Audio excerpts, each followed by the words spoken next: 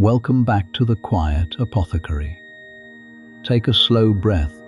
settle into where you are, and let the shoulders soften a little. There is no hurry tonight, and nothing here that asks anything of you.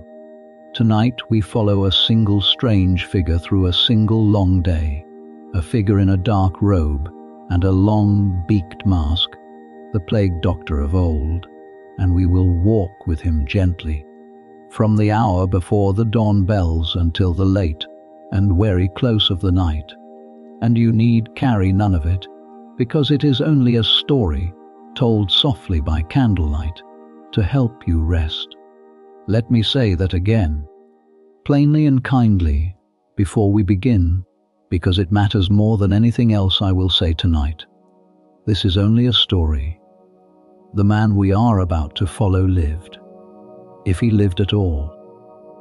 more than 400 years ago, in a walled city far across the sea and far across the centuries, in a time so distant that even its sorrows have long since softened into the gentle grey of history. Nothing here can reach you. Nothing here is happening now. You are warm, and you are safe, and you are held by the quiet of your own room, and all we are doing, you and I, is turning the pages of a very old book together in the low light of a candle, while the wax runs slowly down the side of the holder, and the wick burns soft and steady, and the world outside your window goes on being calm and ordinary and entirely well. So let your eyes grow as heavy as they like. You do not need to follow every word. You do not need to remember a single name. The story will keep on flowing whether you are listening closely or drifting near the edge of sleep, and either is perfectly right,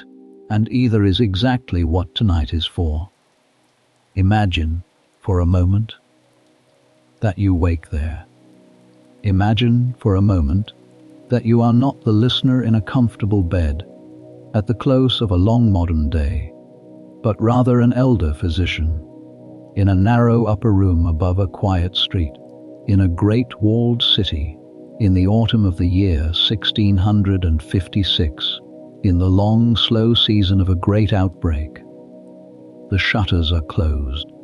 The lamp on the small table by the bed has burned down to a low amber glow. The blanket over you is heavy wool, grown soft with many washings,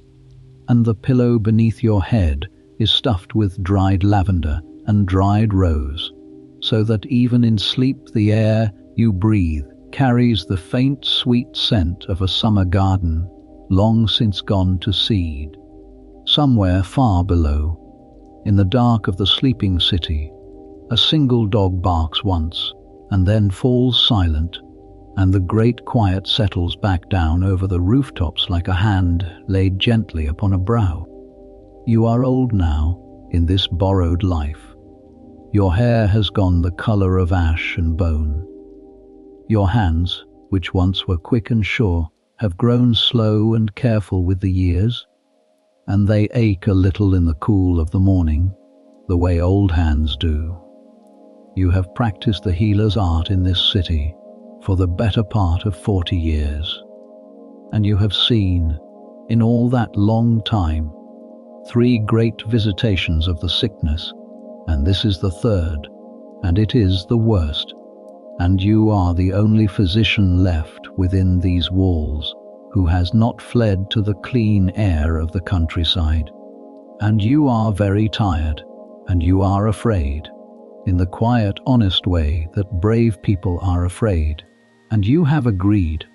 by your own hand and your own signature upon a parchment contract with the city fathers, to serve the sick of this place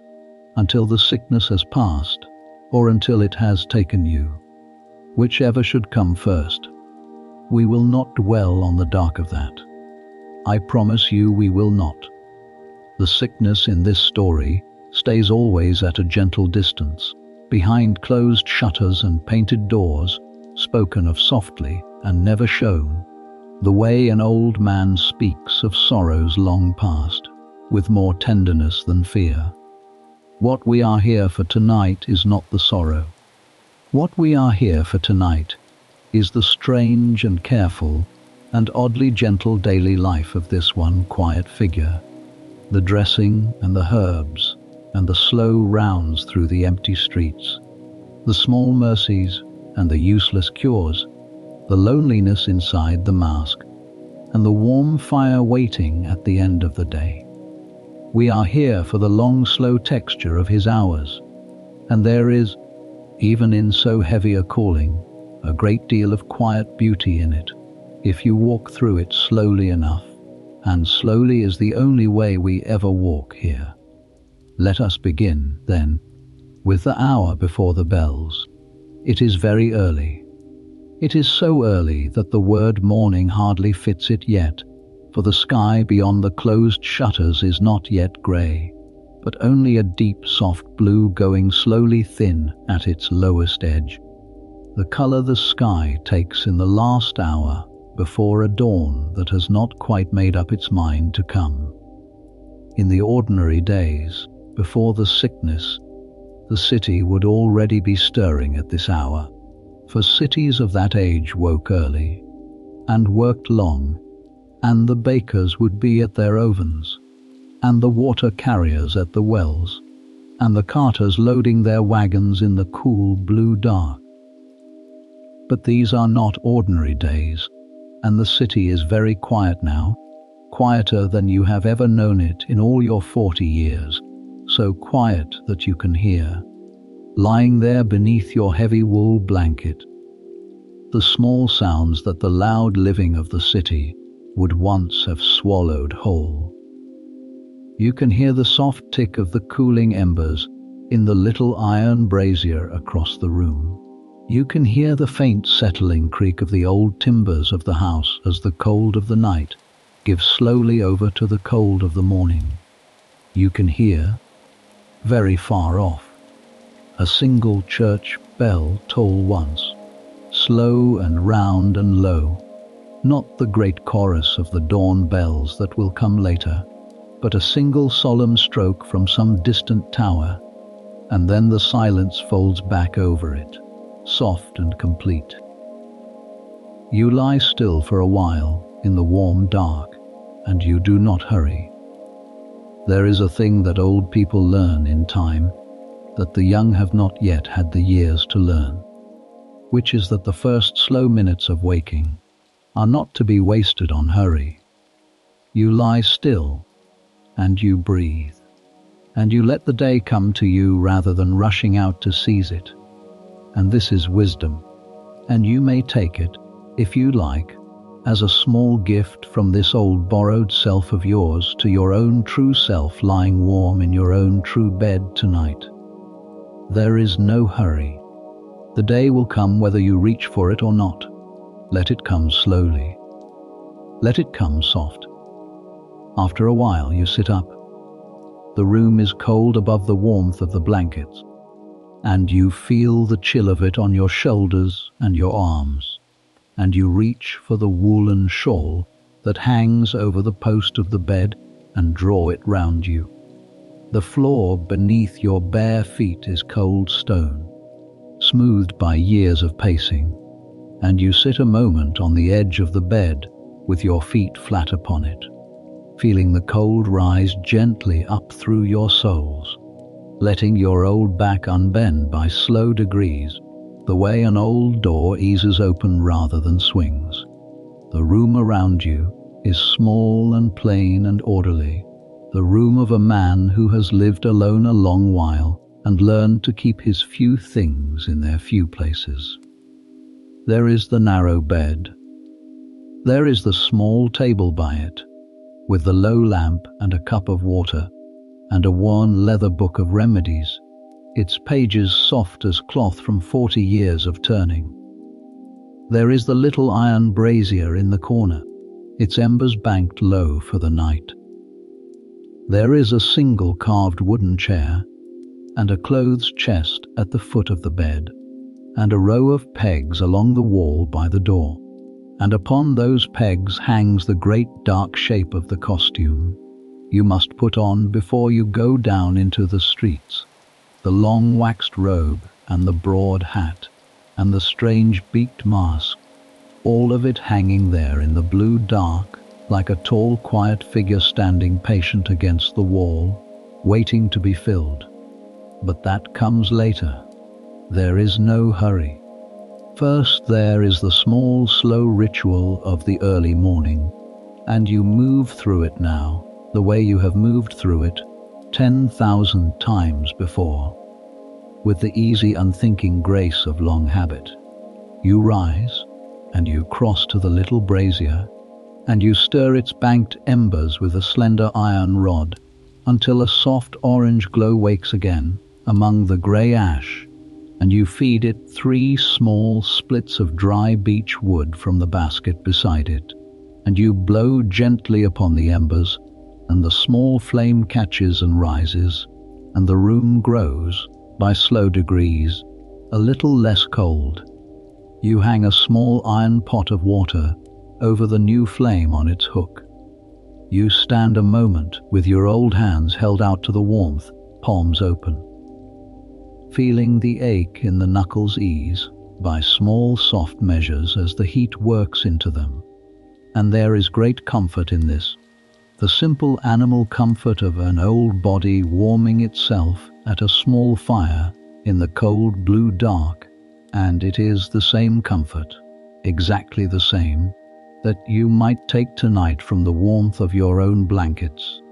400 years away, and yet not so very different after all. While the water warms toward a boil,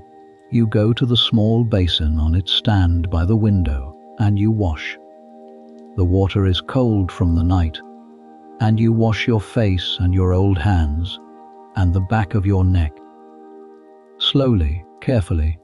and the cold water wakes the skin and clears the last soft fog of sleep from behind your eyes. There is a small square of linen for the drying, worn thin and soft, and you dry your face and your hands, and you fold the linen and lay it back in its place. For you are a tidy man, and tidiness, you have always believed, is its own small kind of prayer, a way of saying to the world that you mean to go on, that you have not given up, that there will be a tomorrow worth keeping things in order for. When the water in the iron pot has come to its slow rolling boil, you lift it from the hook with a folded cloth wrapped round the handle, and you pour a little of it over a small handful of dried herbs in an earthen cup, mint and a little chamomile and a pinch of crushed dried rose, and you let it steep while the steam rises pale and fragrant into the cold air. And then you sit in the carved wooden chair by the brazier, and you drink it slowly, both old hands wrapped round the warm cup, and the warmth of it spreads down into your chest and out along your tired arms. And for these few quiet minutes, before the day begins in earnest, there is nothing in the whole wide world but an old man and a warm cup and a small fire and the soft blue dark slowly turning grey beyond the shutters. This is the hour before the bells. It is the only hour of the day that belongs entirely to you, and you have learned over the long years to hold it gently and not to let it slip past unnoticed. Soon the great bells of the city will begin to toll, and the day will lay its weight upon you, and you will rise and dress in the long dark robe and go down into the quiet streets, and the day will be heavy, and the day will be long. But not yet, not yet, for now there is only the warm cup, and the small fire, and the soft fragrance of mint and rose, and the slow grey light just beginning to thin the dark at the bottom of the sky, and the deep abiding quiet of a city not yet woken. And you sit in it, and you breathe in it, and you let it hold you, the way the quiet of your own room holds you now. Let the warmth of that cup settle into you. There is nothing here that needs to hurry. The bells have not yet rung. The robe still hangs quiet upon its pegs. There is still a long, soft moment of stillness before the day begins, and you may rest inside that moment as long as you like, for the story will wait for you, and so will I, here in the low light, turning the old pages slowly while you breathe and settle and grow a little heavier toward sleep. When the cup is empty, and the grey light at the bottom of the sky has grown a little wider and a little paler, you set the cup down upon the table, and you rise from the carved wooden chair, and you turn toward the row of pegs by the door, where the great dark costume hangs, waiting in the dim. And here we come to the second slow ritual of the morning, which is the dressing. And it is the strangest dressing of any trade that has ever been, and we will move through it as slowly and as gently as we moved through the warming of the cup, for there is much to see in it, and there is no hurry at all. The dressing of the plague doctor is not a thing of a moment. It is not the quick, careless flinging on of clothes that an ordinary man does in the dark of an ordinary morning. It is a long and careful and almost solemn ritual, a kind of armoring, a slow ceremony of layers, and you have come, over the long years, to find a strange, quiet comfort in it, the way a soldier might find comfort in the familiar weight of his harness, or a priest in the slow vesting before the altar. Each piece has its place and its order and its purpose, and you put each one on in its turn, and as you do, the ordinary old man you were a moment ago disappears by slow degrees beneath the layers, and the tall dark figure takes his place, and you are no longer quite yourself, and that too is a kind of mercy, for the figure can go where the man could not bear to go. First there is the underclothing, the long shirt and the breeches of plain linen, and over them a second layer of soft wool, for the autumn mornings have turned cold, and you will be many hours in the streets, and an old body holds its warmth less easily than it once did. You dress in these the way you have dressed in plain clothes all your life, without thought, your old fingers working the laces and the buttons by long habit. But over these ordinary clothes comes the first of the strange things, and from here the dressing becomes a thing apart. You take down from its peg the great robe, and you hold it a moment in both your hands, feeling the weight of it. It is a long gown that falls from the neck all the way to the ankle, cut full and loose, with long wide sleeves and a high collar,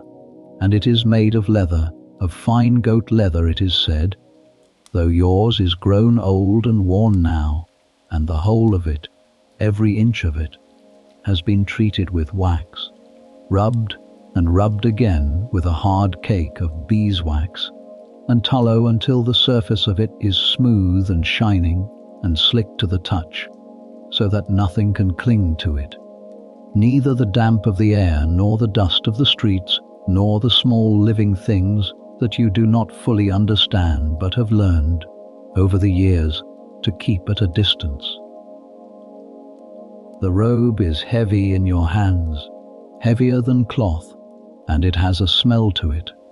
a deep warm smell of leather and wax and the herbs it has hung among, and that smell, after so many years, has become almost the smell of the work itself. You will not understand in this borrowed life why the waxed robe helps. The learned men of your age believe it keeps off the bad air, the heavy corrupted air that they believe carries the sickness, and you half believe this too, for it is what you were taught, and a man believes, in the main, what he was taught. But there is a truth in the robe that no one in your age yet knows, a truth that will not be understood for 200 years and more, which is that the sickness is carried not in the air at all, but in the small creatures that live in the dust and the cloth and the bedding, the fleas that no one yet suspects, and the smooth waxed surface of the robe gives those small creatures nothing to cling to, and so the robe, by a kind of lucky accident, by being built to keep off a danger that does not exist, keeps off a danger that does. There is something quietly moving in that when you think on it slowly. These careful, frightened people, working in the dark of their ignorance, doing the wrong thing for the wrong reason, and stumbling, now and then,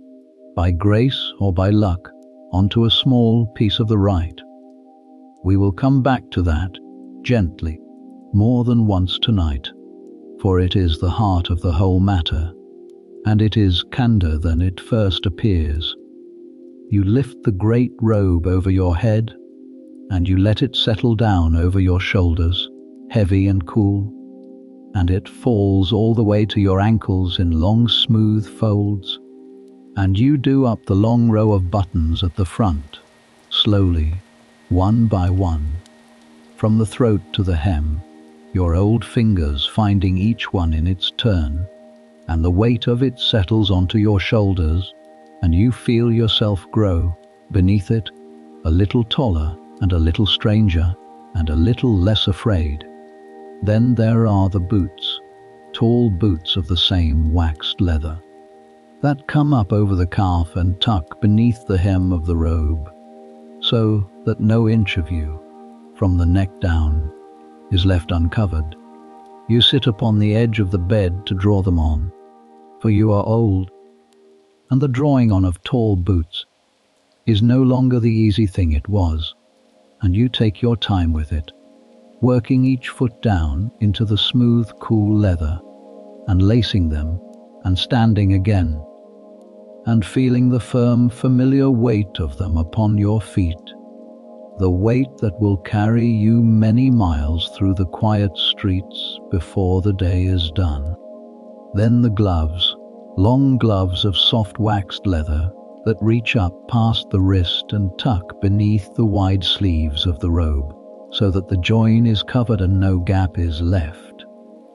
You draw them on slowly, working each old finger down into its place, flexing your hands within the leather, and the gloves are stiff at first from the night's cold, and then warm slowly to the shape of your hands as you flex them, and you feel your fingers grow clumsy and distant inside them, which is a thing you have never quite grown used to in all your years. The way the gloves put a small remove between your hands and the world, so that you touch nothing directly anymore, only through the leather, only at one careful remove. But that remove too is a mercy and a protection, and you have made your peace with it. Then comes the hat. A hat of black felt with a wide flat brim, the kind of hat that the learned physicians of your age have always worn, the mark of the doctor's trade, worn now over all the strangeness of the costume, as a kind of small reminder that, beneath all of this, you are still, after all, a physician, a man of learning, a man who has sworn to heal. You set it upon your head and feel its familiar weight, and you straighten it with both gloved hands,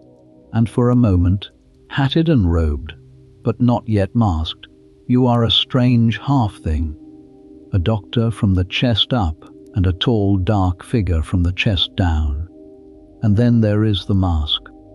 The mask hangs alone on its own peg, a little apart from the rest, and you take it down now and hold it in both gloved hands and look at it a moment in the growing grey light, the way you have looked at it 10,000 mornings, with a feeling you have never quite been able to name, a feeling that is part dread and part comfort, and part something older and stranger than either. For the mask is the strangest thing of all, and it is the thing the whole world will remember 400 years from now, when everything else about your age has been forgotten. It is the thing that will outlive you and outlive the city and outlive the very memory of the sickness itself. This one strange shape, the long curved beak and the round dark eyes, the silhouette that even your own true self, lying warm and far away tonight, will know at once, though you may never have known its story until now. But the mask is its own long matter, and the filling of its beak is its own slow ritual, and we will come to it in a moment, gently, with all the time in the world. For now, simply hold it. Hold the strange light shape of it in your gloved hands, in the grey light of the cold morning, and feel the weight of all the years it has carried, and all the faces it has hidden, and all the breaths that have passed slow and careful through its herb-packed beak. There is no hurry. The bells have still not rung. The water in the basin is still and dark. The room is warm now from the small fire, and the great dark figure stands nearly finished, all but the face, and you may rest here a long quiet moment in the half-light, holding the mask, before we go on to the filling of it and the day beyond. Let your breath go slow and even, the way the old doctor's breath goes slow, and even as he stands there in his long waxed robe, holding the strange beaked mask in his gloved hands, in the grey light of a morning 400 years gone. There is nothing frightening here. There is only an old man and his strange old armour, and the small fire burning low, and the long quiet day not yet begun. Rest there with him. Rest in the slow grey light. The story will carry you on when you are ready, and you need not lift a finger to make it move. Now we come to the filling of the beak, and this is, of all the slow rituals of the morning, the one that you love the best, for it is the one that smells of a garden, and a garden, even the small dried ghost of one, is a sweet thing to carry into a heavy day. You carry the mask to the small table by the window, where the grey light is strongest now, and you set it down upon its back, so that the long curved beak points up toward the ceiling like the prow of a little boat turned to the sky. The beak is hollow, a long hollow cone of molded leather, perhaps half a foot in length, curving down and forward from where the nose would be. And at its very tip there are two small round holes, one to each side, no larger than the head of a nail, and through those two small holes, and through them alone, passes every breath you will draw all day long. The learned man who first devised this mask, a physician of great repute who served the kings of his land, believed that the long curve of the beak would give the air time to grow sweet and safe, as it travelled down its length toward your nose, so that by the time the air reached you, it would have been cleansed of its corruption by the herbs packed all along the way. We know now, in our own age, that this was not quite how it worked, and that the air carried no corruption to begin with. But the herbs were sweet, and the breathing of sweet air through a long day of sorrow is no small comfort, and the believing of a thing,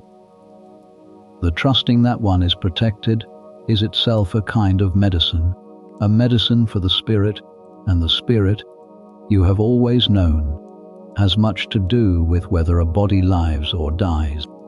Beside the mask on the table stand the small jars and pouches of your herbs, and you open them now one by one, and the smell of each rises into the cold morning air as you do, and the smell of them all together, as you work, slowly fills the little room with the scent of a remembered summer. First the dried roses, a small handful of them, the petals gone soft and papery and faded to a dusky rose brown, but holding still, after all the months of drying, the deep sweet ghost of their old fragrance, so that when you crush a few between your gloved fingers and bring them near, the smell of a June garden rises up so suddenly and so completely that for a moment you are not in the cold grey room at all, but standing in warm sun among the heavy blooms, and a younger man, and the world unbroken. You lay the roses gently into the bottom of the beak.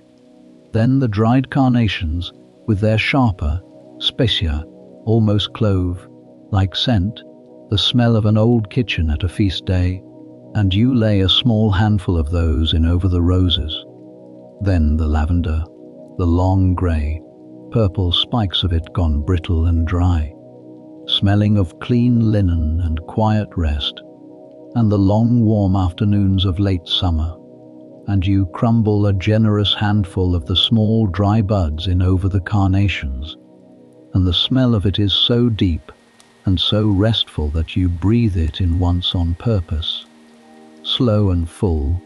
and feel something in your tired shoulders let go a little. Then the mint, dried mint leaves crumbled small, sharp and cool and bright, the smell that clears the head and lifts the spirit,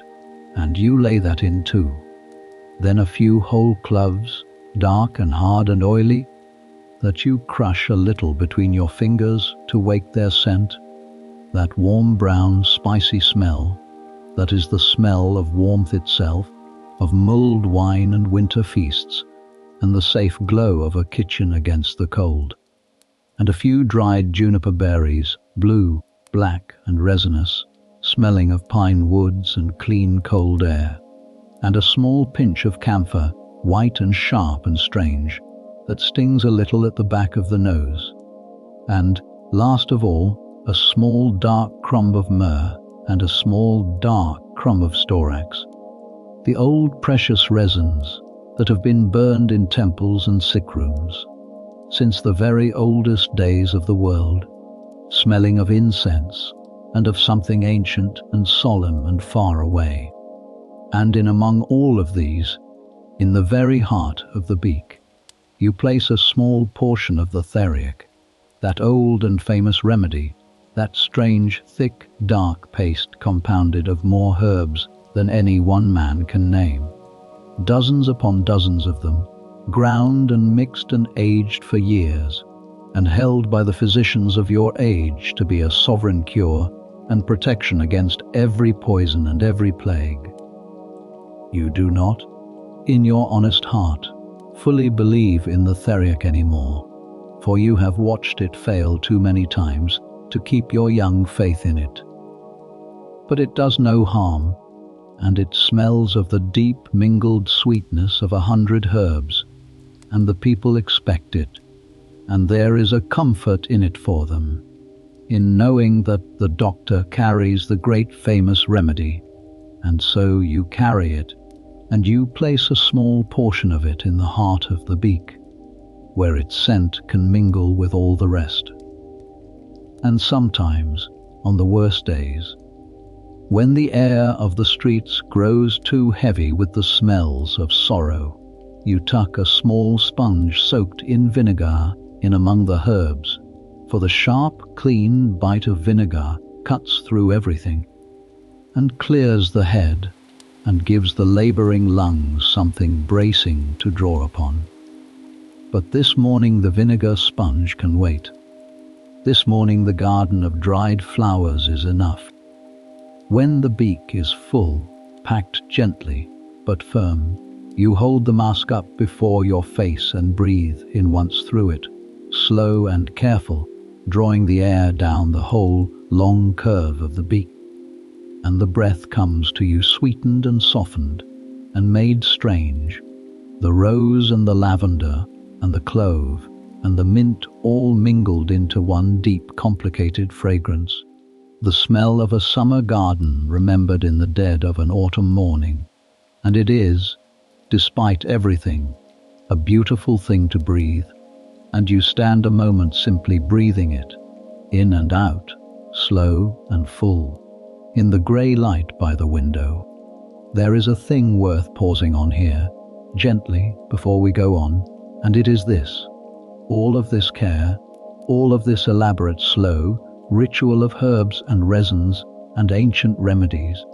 all of it was built upon a belief that we now know to be mistaken, the belief that the sickness travelled in bad and corrupted air and could be kept off by sweet smells. The whole great edifice of it, the beak and the herbs and the theriac and the vinegar, was raised upon a foundation that was not quite true, and yet there is no foolishness in it, none at all. Only the deep and tender striving of frightened people to do something, anything, in the face of a terror they could not understand. They reached for sweetness against the dark. They reached for the smell of roses against the smell of death. They reached for the old precious resins that their grandparents and their grandparents' grandparents had burned against sorrow, reaching back through the long chain of human time to the very first people who ever lit a sweet, smelling fire against a fear they could not name. And there is nothing foolish in that. There is something almost holy in it. The reaching itself, the not giving up, the insistence on bringing the smell of a garden into the house of grief, that is the most human thing in the whole long story, and it is the part of it that I most want you to carry gently into your sleep tonight. People are kind. Even in their ignorance, even in their fear, people reach for sweetness and for care, and they have always done so, and they always will. Now the mask is full, and the morning has grown light enough at last that the lamp by the bed has begun to look pale and unnecessary, and far off across the rooftops, faint and round and slow, the first of the great dawn bells begins to toll, one deep stroke and then another, and the long day is calling. But there is still no hurry. The bells will toll for many minutes yet. You have time still to settle the mask and gather your satchel and breathe one more slow, sweet breath of the garden in the beak before you go down. So breathe it with him. Draw one slow breath of rose and lavender and clove and mint, all mingled soft and deep, and let it fill you, and let it ease you, and let it carry you a little further down toward the warm, dark edge of sleep, where there is nothing but sweetness and quiet and rest. There remain two things to attend to before the mask is settled upon your face and the dressing is done, and the first of them is the eyes. Set into the front of the mask, above the long curve of the beak, are two round openings for the eyes, and into each of these is fitted a disc of glass, and the glass is red. It is a deep, clear red, the red of a garnet held up to the light, the red of dark wine in a clean cup. And when you lift the mask toward the window now and look through it, the whole grey morning world is changed. The pale grey light goes warm. The cold white of the basin and the dull brown of the floor and the soft grey of the coming dawn all take on, through the red glass, a deep and gentle rosy hue, as though the world were lit not by the thin cold light of an autumn morning, but by the last warm glow of a sunset, or by the soft red light of a fire seen through closed eyelids. The learned men say the red glass keeps off the evil of the sickness, that there is some virtue in the colour itself that turns the corruption aside. You do not know whether that is true, and you suspect in your honest heart that it is not. But you have come over the long years to be grateful for the red glass for a reason the learned men never speak of, which is simply this: that it makes the hard world soft. All day long, through the red glass, the city of sorrow that you must walk through is bathed in a warm and gentle light, the color of mercy, the color of warmth, and the worst of what you must see is softened by it, gentled by it, held at a small kind remove behind the warm red glass. And that, more than any virtue against corruption, is the gift the red eyes give you. You will walk all day through a world made warm and rosy by the glass before your eyes. And so, in a way, will we, for we will keep always to that soft red distance, and never come too close, and never see too sharp. And the second thing, leaning in its place by the door, is the cane. It is a long staff of smooth dark wood, taller than a walking stick, near as tall as you are yourself, worn smooth and pale at the place where your gloved hand has gripped it through 10,000 days, and it is, of all your strange instruments, perhaps the most important, and certainly the most merciful, though it does not look it. For the cane is how you examine the sick without touching them. With the long cane you may point and indicate and lift the edge of a blanket and gesture to a place upon the body that the patient must show you, and beckon a person nearer or wave them gently back, all without ever laying a gloved hand upon them, all across a careful saving distance of an arm's length and a staff's length and more. The learned men believe the distance keeps off the bad air. You believe, now, in the autumn of your life, having watched and watched across 40 years, that the distance keeps off something, though you cannot say quite what, and you have learned to trust it, and to keep it,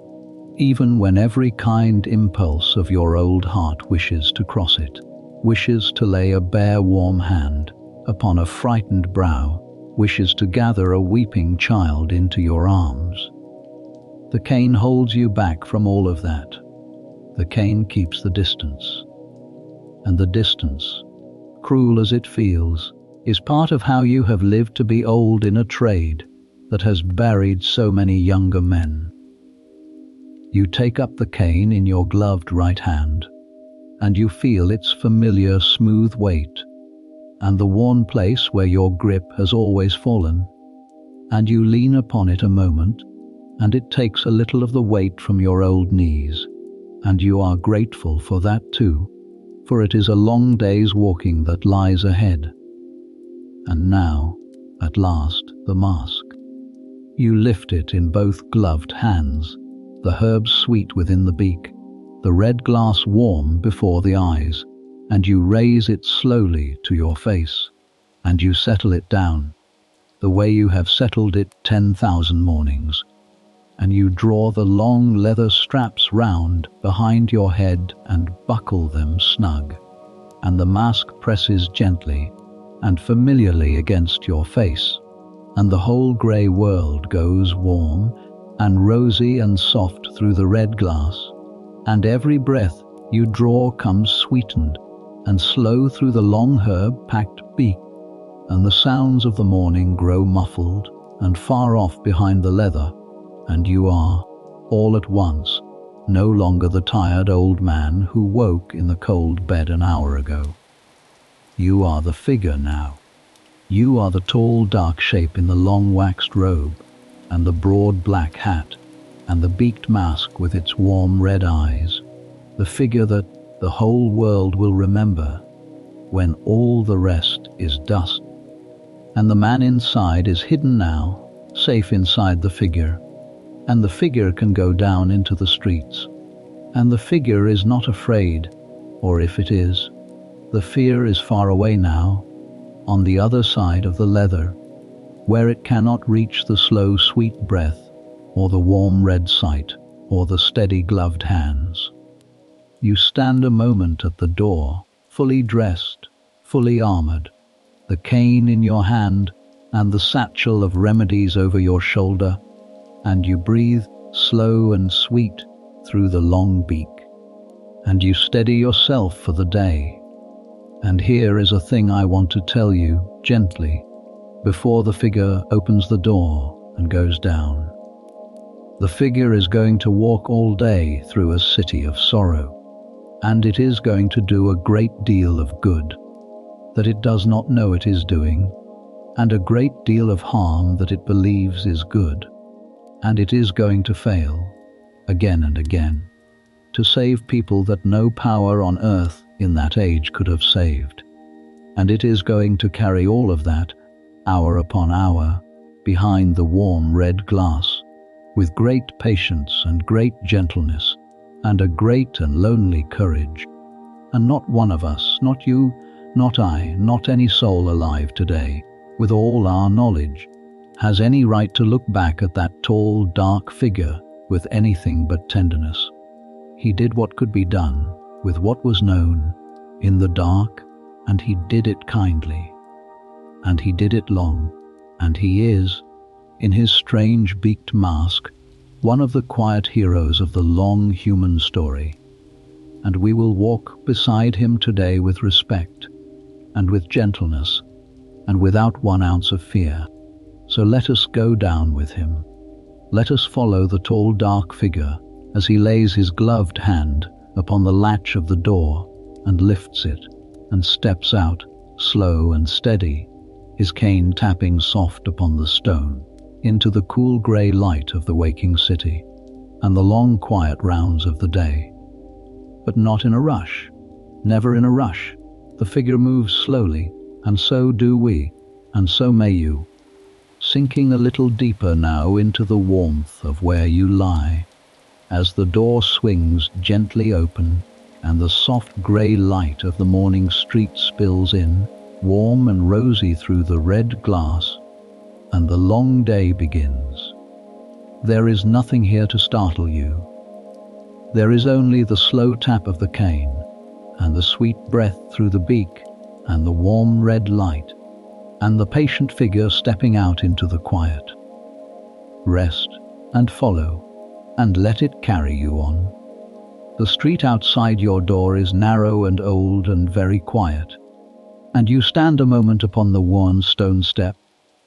letting the door swing shut behind you, and you look down the length of it through the warm red glass, and you take the measure of the morning.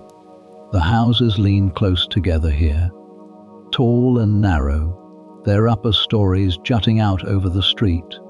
so that the strip of sky between the rooftops is no wider than a ribbon, and that ribbon of sky is going slowly from grey to a pale washed gold as the sun, somewhere beyond the city walls, climbs toward the rim of the world. The street itself is cobbled, the stones worn smooth and uneven by centuries of feet and hooves and cartwheels, and they are damp this morning with the night's dew, and they shine faintly in the growing light. A thin mist hangs low along the street, the cool autumn mist that gathers in the dark and burns slowly off with the day. And it softens everything, blurs the hard edges of the stones and the doorways and the leaning walls, so that the whole street seems half a dream, half remembered, drawn in soft grey and warm rose. And it is empty. That is the strangest thing of all, and the thing you have never grown used to in all the long months of this visitation. In the ordinary days, before the sickness, this street would be alive at this hour, full of the bright noise of the waking city, the rattle of cartwheels, and the cry of the early sellers, and the clatter of shutters thrown open, and the calling of neighbour to neighbour across the narrow way. Now it is silent. Now the shutters stay closed. Now the doors stay shut and barred. Now there is no one in all the long misty length of the street but you, the tall dark figure with the long cane, and your own slow footsteps, and the soft tap of the cane upon the stone. and the small sweet sound of your own breath drawn slow through the herb-packed beak. The city has drawn in upon itself, behind its closed doors, and waits, and you walk through the waiting alone. You set off down the street, slowly, your cane tapping soft and steady before you, your boots quiet upon the damp stone, and the long robe swaying about your ankles. You do not hurry. There is no hurrying in this work. The day is long and the rounds are many, and an old body learns to spend its strength slowly, like a careful man spending the last coins in his purse. So you walk slow and you walk steady, and you let the empty street unwind before you in the soft grey light. As you come to the end of your own narrow street and out into a wider way, you meet the first living soul of the morning, and it is the night watchman, old Brother Anselm, coming slowly the other way at the end of his long night's watch, his lantern still lit and swinging low in his hand, though the morning has grown light enough now to make its flame look pale and small. Anselm is not truly a brother, not a monk, only an old man whom everyone has always called brother, the way old kind men are sometimes called, and he has walked the night watch of this quarter for 30 years, calling the hours and watching for fire, and keeping the long lonely vigil of the dark. And he and you are old friends, in the way of two men who have passed each other in the grey hours of 10,000 mornings, the one going home to his bed as the other goes out to his work. He stops when he sees you, and he lifts his lantern a little, and he calls out a soft good morning across the careful distance between you, for everyone keeps the distance now, even old friends, even Anselm. And you stop too, and you lift your free hand to him in greeting, and you answer him, and your voice comes out muffled and strange from inside the mask, the way it always does, so that you must speak louder and slower than a man speaks with his bare face. And you have grown used to that too, the way the mask puts a small distance, even into your own voice. You ask him how the night has gone, and he tells you slowly, leaning on the long pole of his lantern. It has been a quiet night, he says, quieter than most. The carts came round but the once, and there were fewer upon them than the night before, which may mean the worst is passing, or may mean only that there are fewer left to fall, and neither of you says which you think it is. A child was born, he tells you, in the house of the cooper at the corner,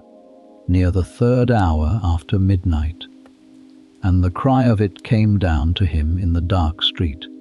and he stood beneath the window and listened, and it was, he says, the best sound he has heard in all this long autumn, the strong, clear, angry cry of a new child come into the world, even in the middle of all the sorrow.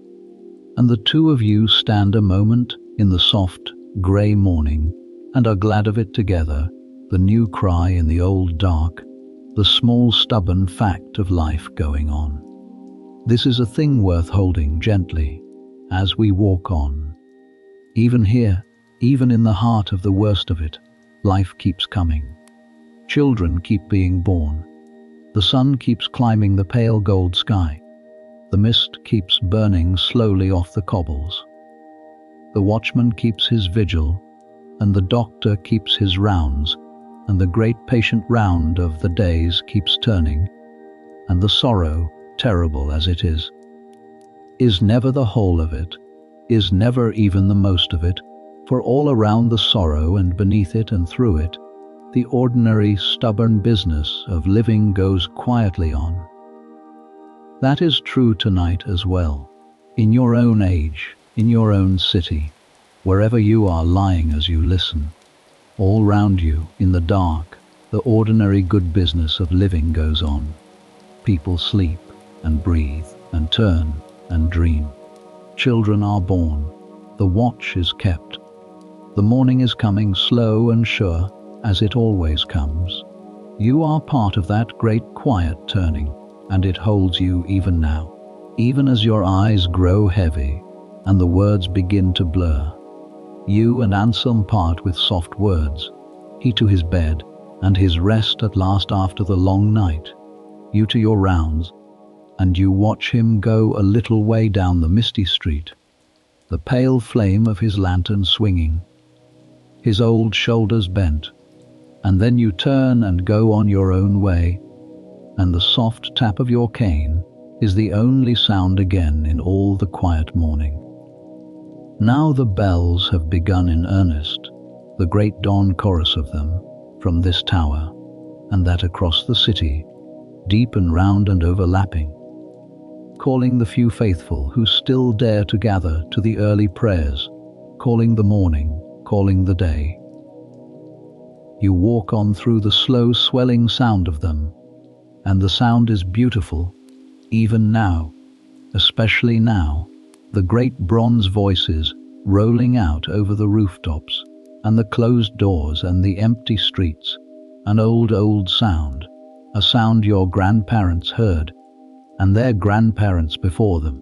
a sound that will go on ringing out over this city long after you and the sickness and the whole of your strange age are gone. You let the bells carry you along, slow and steady, deeper into the waking city, toward the first house of your morning rounds, where someone is waiting, behind a door marked with a painted cross, for the tall, dark figure to come. But there is no need to hurry toward it. Let the bells ring. Let the mist burn slowly off. Let the figure walk his slow, steady way through the soft grey morning, his cane tapping gentle upon the stone, his breath drawn sweet and slow through the herbs, and let the warm red light of the glass lie gentle over everything. There is nothing ahead of us tonight but quiet and tenderness and the slow unwinding of a long old day. Rest in it. Walk with him in your mind as your body grows heavy and still, and let the slow bells ring you a little further down towards sleep. The first house of your rounds stands in a small square, not far from the great market, a tall, narrow house of timber and plaster, and you know it well, for you have come to it many times across the years, in the good times as well as the bad, and upon its door this morning there is a cross. It is a cross of red paint, daubed there by the hand of the city's watchman, a tall, rough cross from the top of the door near to the bottom, and beneath it a few words, that the house is shut, and may not be entered or left, and you have seen 10,000 such crosses in this long autumn, and yet the sight of one upon a door you have known in happier days still touches you every time, with a small soft grief that you have never learned to keep wholly off. The cross means that the sickness has come to this house, and that the house has been shut up, with all its people inside, the sick and the well together, and that no one may come or go until the long days of the watch have passed and the house is judged safe, or until there is no one left within to keep watch over. We will not dwell on the dark of that. I told you we would not, and I meant it. The shutting up of the houses was one of the cruelest of all the measures of that age, and we will speak of it only as gently as it can be spoken of, and we will keep our distance, behind the warm, red glass, and we will look most of all at the small mercies that even here could be found. For you do not, as the figure, simply pass these houses by. You come to them. That is your work and your contract with the city, and your strange lonely calling, to come to the shut houses and to do what little can be done. And so you cross the small square to the house, with the red cross upon its door, and you stop a careful distance from it, and you call up, in your loud, slow, muffled voice, to the upper window,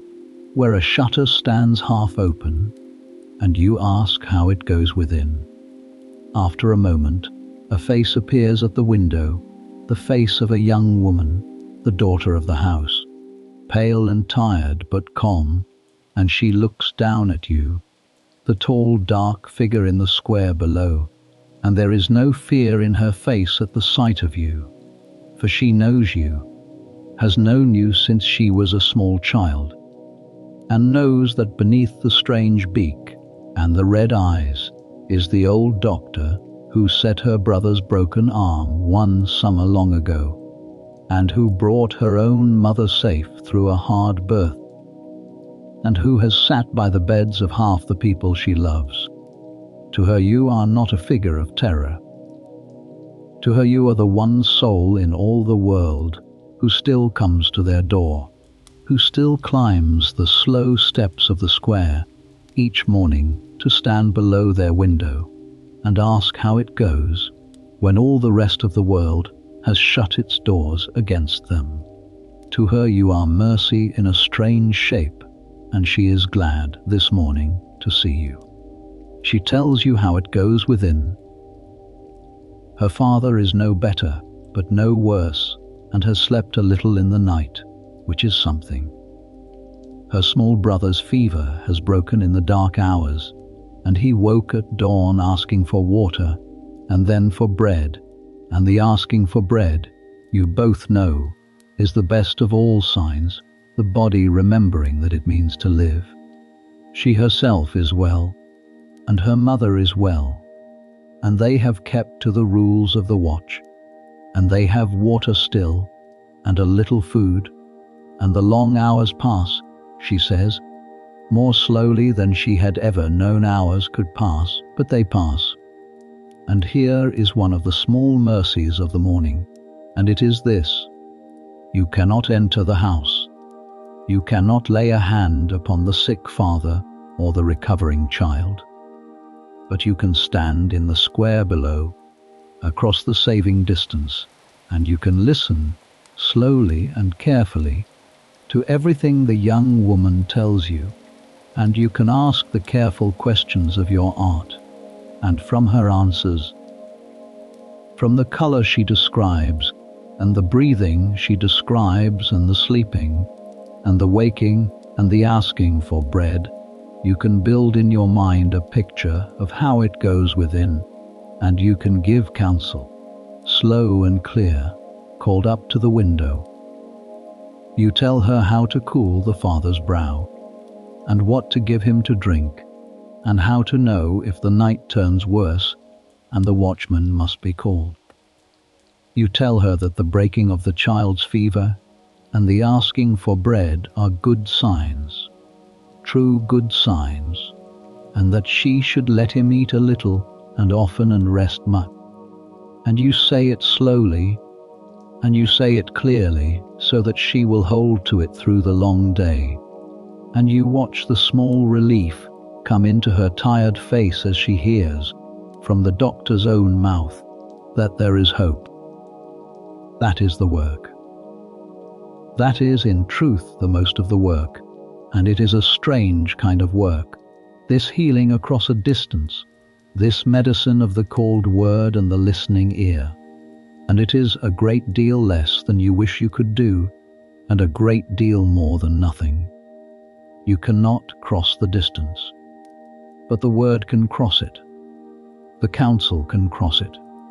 The simple human fact of your coming, of the tall, dark figure climbing the steps of the square each morning to stand below the window and ask how it goes, that crosses it.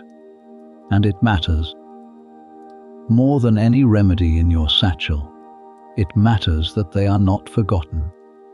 that someone still comes, that the door with the cross upon it is not a door the whole world has turned its back on. Before you go, you do one thing more. From your satchel you take a small cloth bundle tied with string, and in it are a few simple things: a twist of dried herbs for a soothing drink, a small loaf of bread that you carry for just this purpose, a little flask of clean water. And you do not hand it up, for you cannot cross the distance. But there is a basket that the young woman lowers on a long cord from the window, the way the shut houses have all learned to do, and you place the bundle gently in the basket with the tip of your long cane. Careful not to touch the basket with your gloved hand, and she draws it slowly up and takes the bundle out and calls down her thanks, and you lift your free hand to her in farewell, and you turn and cross the square and go on your way, and behind you the half-open shutter stays open a little longer than usual, and the young woman watches the tall dark figure go, and is for a little while less alone. You will come back tomorrow. She knows that. You will come back tomorrow, and the morning after, and every morning, as long as the cross is on the door, and there is breath in the house. And that knowing that the figure will come again is itself a kind of thread holding the shut house to the living world, a thin, strong thread spun new each morning. And you have spun 10,000 such threads in this long autumn, and you will spin 10,000 more before it ends, and not one of them is wasted, not one. This is the long shape of the morning rounds, house after shut house, square after quiet square, the slow climb, and the careful distance, and the called word, and the lowered basket, and the lifted hand of farewell. We will not walk through every one of them, for there are many, and the day is long, and you are growing heavy now toward sleep. But know that they go on, all through the slow gold morning, the figure moving from house to house through the quiet city, carrying his small bundles, and his careful words, and his stubborn faithful coming, and that at each one there is a face at a window that is glad, in the midst of fear, to see him, and a little less alone for his coming. Hold that. Let the rest blur soft and warm. The figure goes on, house to house, kindly and slow, and the morning is gentle, and you may rest now, and let him go his rounds without you and drift, while the warm red light lies soft over the quiet squares toward sleep. As the morning wears on toward midday, and the slow gold light climbs higher down the walls of the narrow streets, your rounds bring you to a house where the work is harder, and where the cures of your age must be tried. And here we come, gently, to the matter of the cures that did not cure, and we must speak of it kindly, for it is the saddest part of the whole story, and also, strangely, one of the most tender. You must understand, first, that you are not a foolish man. You are an old and learned physician, schooled in the best learning your age has to offer. Having read the great books of the ancient masters and the newer books of your own century, having studied at a great school and practiced for 40 years, you are, by the measure of your time, a wise and skillful healer. And yet, when you stand before the sickness, in this house at the heart of the morning, the truth that you carry secretly behind the warm red glass, the truth you have never spoken aloud to any living soul, is that you do not know how to cure it. No one knows how to cure it. Not the greatest physician in the greatest city of the world knows how to cure it. The sickness comes, and it takes whom it takes, and it spares whom it spares, by some law that no learning of your age can read, and all the cures you have, every one of them, are guesses in the dark, old guesses handed down, tried and tried again, and they fail, more often than not they fail, and you know it, and you go on trying them anyway, because to do nothing, to stand by and offer nothing, is more than your kind old heart can bear. So you try them, and we will walk through them gently, the cures of your age, with no scorn for them and no horror, only with the soft, sad understanding of people looking back across 400 years at the best that frightened, loving, ignorant people could do. There is the bleeding. The old learning of your age holds that sickness comes from an imbalance of the humours of the body, the four great fluids that the ancients believed governed all health, and that to draw off a measure of blood is to restore the balance, to let out the excess and the corruption, and bring the body back to its proper temper. And so the physicians of your age bleed the sick, opening a small vein with a careful blade, and drawing off a measured cup. And you have done it 10,000 times, and you do it still, and the terrible truth, the truth you half suspect now in your old age, and that the world will not fully understand for 2 centuries more, is that it does not help, that a sick and weakened body has more need of all its blood and not less, that the bleeding, gentle as you make it, careful as you are,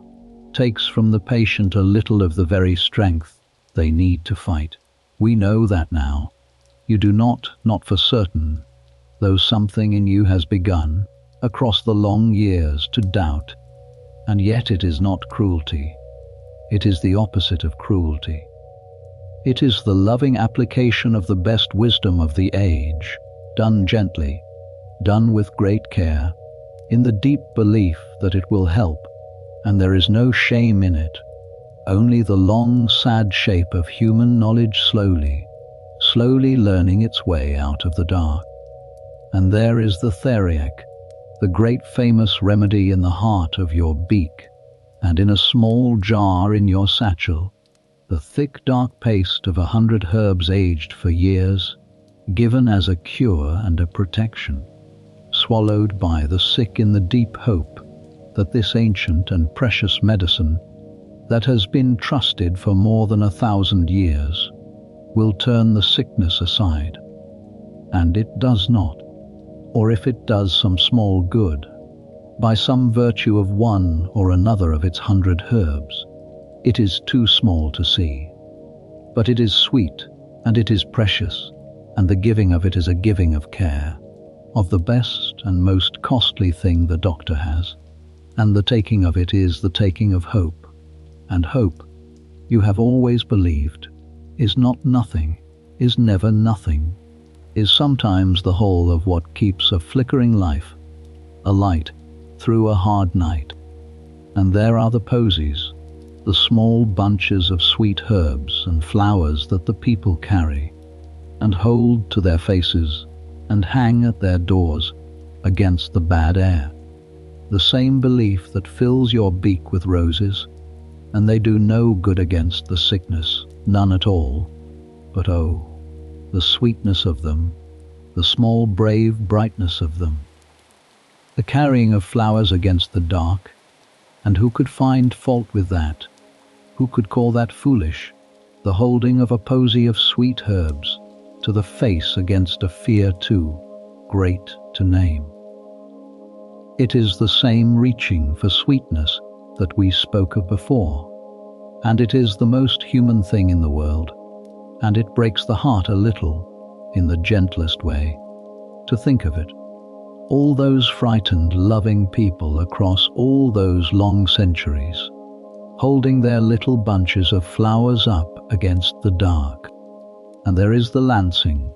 and we will speak of this most gently of all, and quickly, and then let it go, for it is the hardest of the cures. The sickness, in its worst form, raises hard swellings upon the body, and the old learning holds that to open these, to draw off what is within, may relieve the patient, and so the physicians of the age do this, carefully, as a surgeon does his work, and sometimes, very rarely, by some chance, it brings a measure of relief, and more often it does not, and you have done it gently, with all the care your old hands can muster. And it is the part of your work that weighs heaviest upon you. And we will say only that you did it kindly, that you did it believing it might help, that you did it because it was the best your age knew, and then we will let it go behind the warm red glass at a gentle distance and speak of it no more. You see, then, the strange sad shape of your trade. Everything you do, very nearly everything, is wrong. The bleeding harms, the theriac does nothing, the posies do nothing, the lancing rarely helps. The whole great apparatus of your art, learned across a lifetime, handed down across 1,000 years, is built upon mistaken ground, and against this sickness it is very nearly powerless. And you, in the autumn of your life, have begun to suspect this behind the warm red glass, in the long lonely hours, and it is a hard thing to carry, the suspicion that your art cannot do the thing it most longs to do. And yet here is the thing I most want you to hold, gently as you drift. The cures did not cure, but the doctor still healed. For there is a healing that is not in the cures at all, a healing that no learning of any age can take away, and it is the healing of presence, of coming, of care, of the simple fact of a kind soul who does not turn away. When the doctor came to the shut house and stood below the window, that was a healing, though it cured nothing. When he gave the sweet theriac with his own gentle hand, that was a healing, though the theriac did nothing. When he sat the careful distance from a frightened child and spoke to it in a low soft voice until its fear grew quiet, that was a healing, the truest healing of all, though no cure was in it anywhere. The cures of your age were powerless, but the care was not powerless. The care was the realest medicine in your whole satchel, and it is the one medicine that has never once, in all the long history of the world, failed to do some good, and it is a medicine that costs nothing, and that any soul can carry, and the figure carried it all day, every day, through the long autumn, and it is why, 400 years on, we look back at him not with scorn but with love. Carry that gently down toward your sleep. The cures did not cure, but the care was real, and the care was enough, in the only way that finally matters. There is a great soft comfort in that, and you may rest in it now, as the figure gathers his satchel and steps back out into the bright noon street, his work at this house gently done, and the long slow day turning toward its afternoon. By now the sun has climbed to the top of its low autumn arc, and the bells have rung the noon, and the figure pauses in a small quiet square to rest a little, for even a figure must rest, and even an old man dressed as a figure must give his tired legs a moment upon a stone bench in a patch of pale warm sun. And here, in the square, you are not quite alone, for there is the boy. The boy is named Peter, and he is perhaps 12 years old, thin and quick and bright-eyed, an orphan of the early days of the visitation, who attached himself to you some weeks ago, and has followed you on your rounds ever since, keeping always at a careful distance, for you have taught him the distance, and he has learned it well, but coming each morning to walk behind you through the streets, to carry the spare satchel, to run the small errands, to be, in a small way, your apprentice and your shadow and your company through the long lonely days. You did not ask for him. He simply came, the way a small hungry cat will sometimes come, and stayed. and you have not had the heart to send him away. And the truth, which you would not say aloud, is that you are glad of him,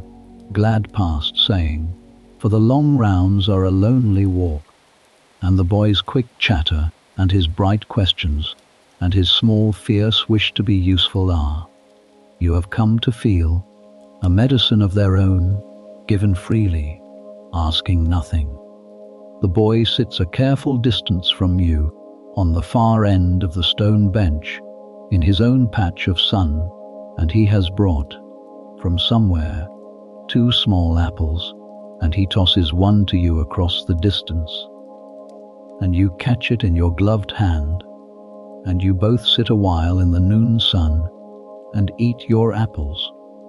the figure lifting the lower edge of his mask,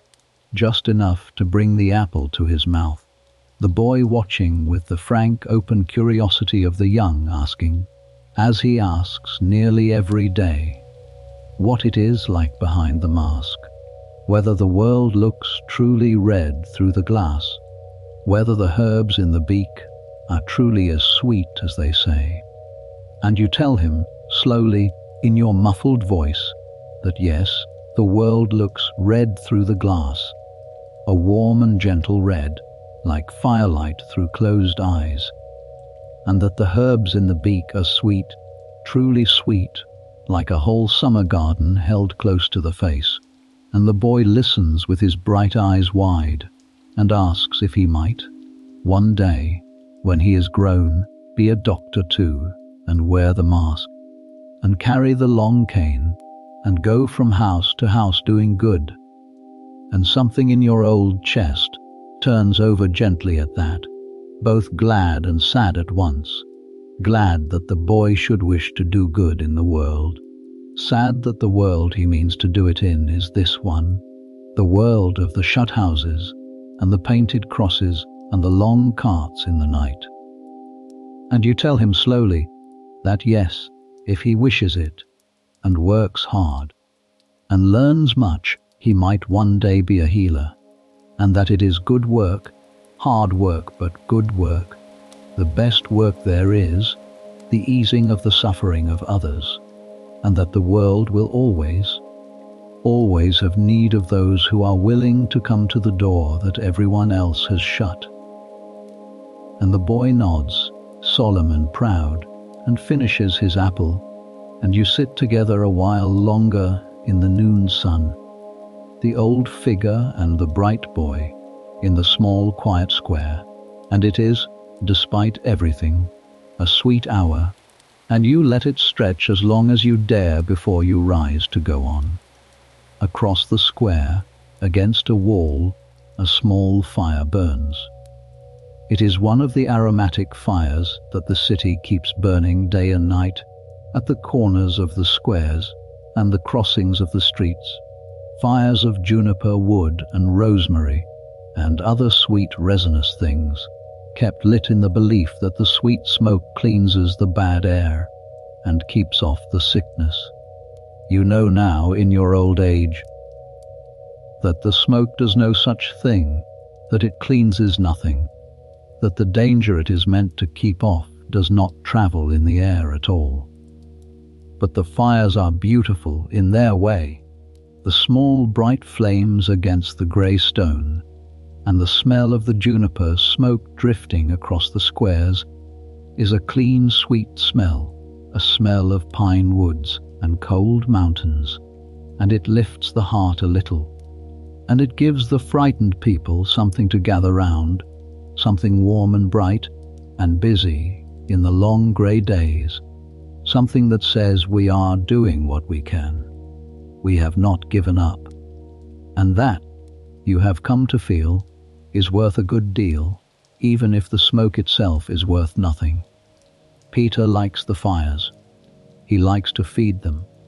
to bring an armful of juniper boughs and lay them on and watch the sparks fly up, and you let him, for it does no harm, and it gives him a thing to do, and the sight of the boy tending the small bright fire in the noon sun is a good sight, a hopeful sight,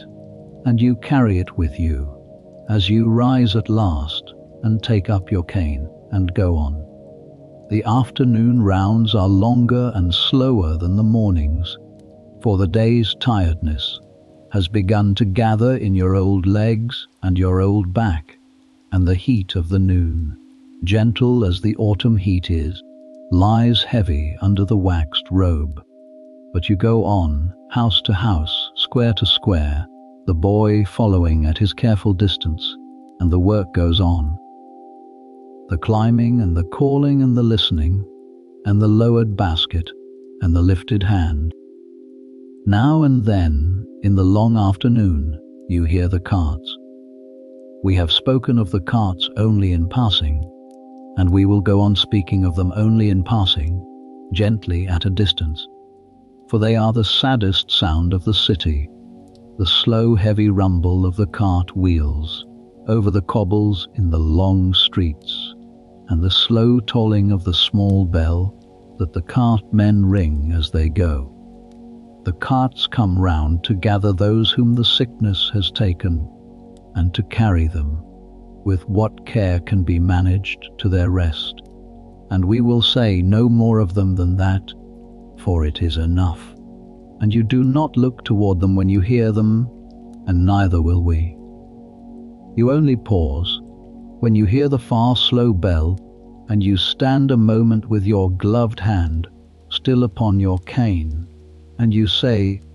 under your breath, inside the mask where no one can hear,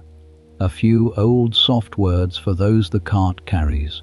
words you learned as a child at your mother's knee, words that ask only that they be at peace.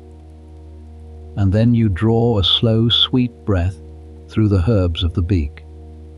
and you go on with your work, for the living have need of you still, and the work of the living is the best honor you can do the dead.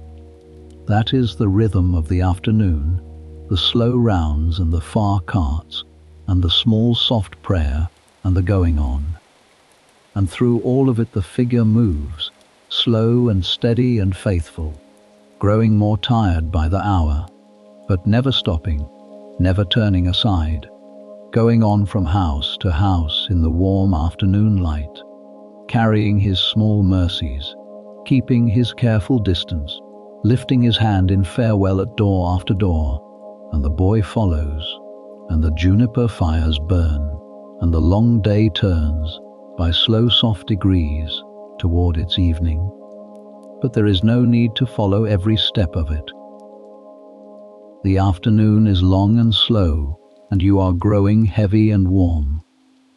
Let the rounds blur gently together, the climbing and the calling and the listening.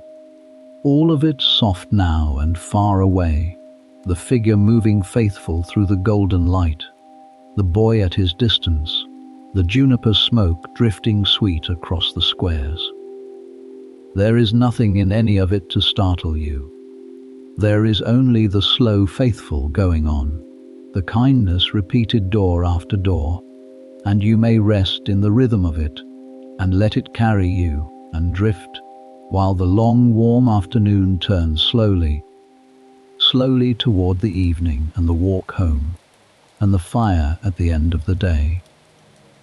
In the deep middle of the afternoon, when the light has begun to lengthen and grow more golden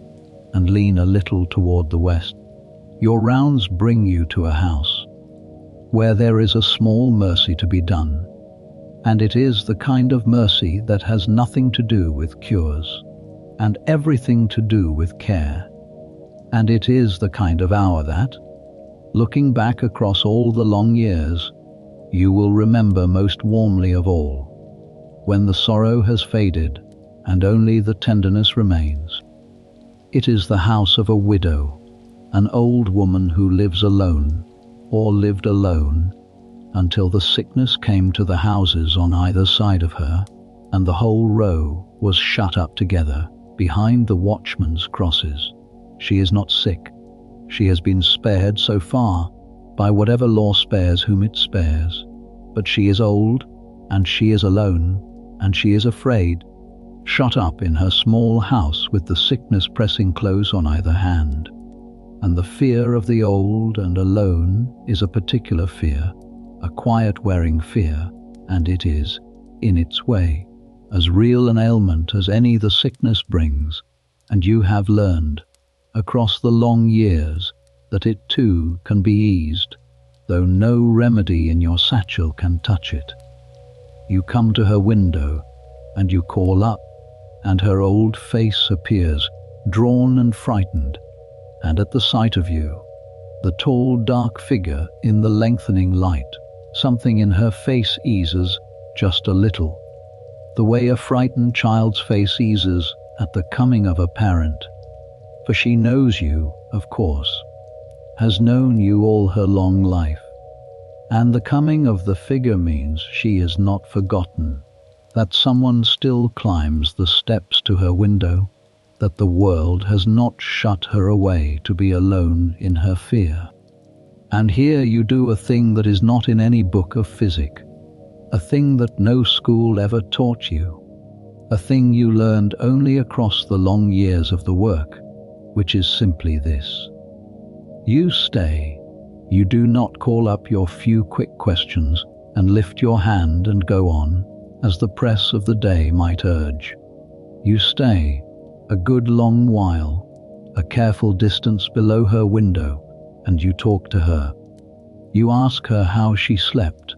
and she tells you slowly. You ask her what she has eaten, and she tells you. You ask after her cat, the old grey cat that has kept her company these 15 years, and her face softens further still at the asking,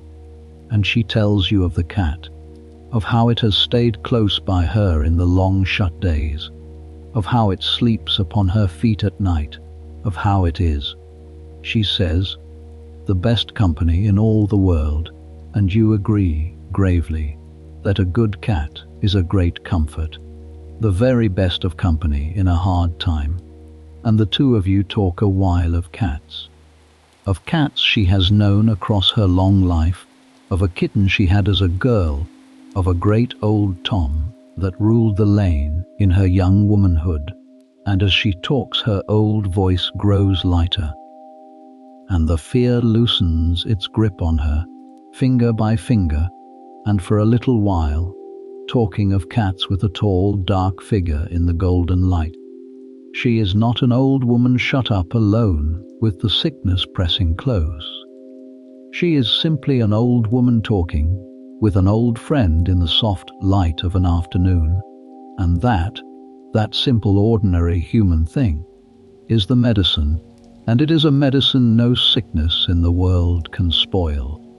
You lower her by the basket on its cord, a few small things, a little fresh bread, a twist of the chamomile and mint for a calming drink, and, because you carry such things for just such houses, a small handful of dried catmint for the grey cat, and when she draws it up and finds the catmint among the rest, she laughs aloud, a real laugh, the first she has laughed in many days, and the sound of it, the sound of an old woman's real laugh, ringing out across the quiet golden square, is worth more to you than all the theriac in your satchel, is the best thing you will hear all day, save perhaps the watchman's tale of the new child born in the dark, and you carry it with you, that laugh, as a small bright coin against the long grey of the day. This is the work that the books do not record, and it is you have come to believe in your old age, the greater half of all the good you do, to stay, to listen, to ask after the cat, to remember that the sick and the shut in and the frightened are not cases or symptoms or crosses upon doors, but people, whole people, with their cats and their kittens remembered from girlhood, and their long lives full of small loves, and to meet them as people, across the careful distance, with all the time and all the tenderness you can spare. This costs nothing. This needs no learning, no remedy, no instrument. This any soul can do, in any age, for any other soul. and it is the truest medicine there has ever been, and you have spent it freely all your long life, and you have never once run short of it. For it is the one medicine in all the world that grows greater the more of it you give away. There are other small mercies in the long afternoon, and we will name them softly as we go, for they are sweet, and they are the heart of the day. There is the cool cloth you counsel a frightened daughter to lay upon her father's brow, and the slow gentle words by which you teach her how to do it, so that she has, in the helplessness of her fear, one small good thing she can do with her own hands for the one she loves, and that the having of one good thing to do is itself a mercy, for the worst of fear is helplessness, and you have given her, across the distance, a small handhold against it. There is the child you calm, who has been frightened by the strangeness of your mask, and whom you calm not by taking off the mask, for you cannot, but by speaking to it in a low, slow, gentle voice, and showing it that the red eyes are only glass, and the long beak only full of flowers, sweet flowers, and asking it gently what flowers it likes best, until the child forgets to be afraid and tells you solemnly that it likes the yellow ones best, and you tell it just as solemnly that you will see if you cannot find some yellow ones for your beak, and the child is comforted, and the fear is gone, and that too is a mercy, given freely, costing nothing. These are the small mercies of the afternoon, and they are the things that, in the end, the figure is for. Not the cures, which did not cure, not the bleeding or the theriac or the lancing, which we have spoken of and set gently aside, but these, the staying, the listening, the catment for the grey cat, the cool cloth and the kind word, and the yellow flowers promised to a frightened child. These are the real work, the work that mattered, the work that no failure of his age's medicine could ever take away from him. And they are the work that we, looking back across 400 years, can recognize at once, for they are the same work that kindness does in every age, in our own age tonight, wherever one tired soul takes the time to stay and listen and ask after the cat. Hold the laugh of the old widow as you drift. Hold the catment and the yellow flowers and the cool cloth and the kind slow word. The long afternoon is full of these small bright things, scattered through the grey like coins, and the figure gathers them as he goes. And so may you, sinking now a little deeper, growing now a little heavier, as the golden light leans further toward the west, and the long day begins at last its slow turn toward home. There is nothing ahead now but the gentle evening. Rest and let it come. As the afternoon draws on toward its close, and the gold of the light deepens toward amber, your rounds bring you near the great house of the city fathers, the council hall where the business of the city is done. And here, gently, we may pause and speak of the matter of the contract, and the coin, and the strange lonely place that the figure holds in the life of the city, for it is part of the story, and it is more tender than it first appears. You did not become the plague doctor of this city by accident, nor only by the calling of your kind old heart, though that was part of it. You became the plague doctor by contract, by a parchment agreement drawn up between yourself and the council of the city, signed and sealed, in which you agreed to serve the sick of the city through the time of the visitation, to make your rounds of the shut houses, to give what care could be given, and in return the city agreed to pay you a wage,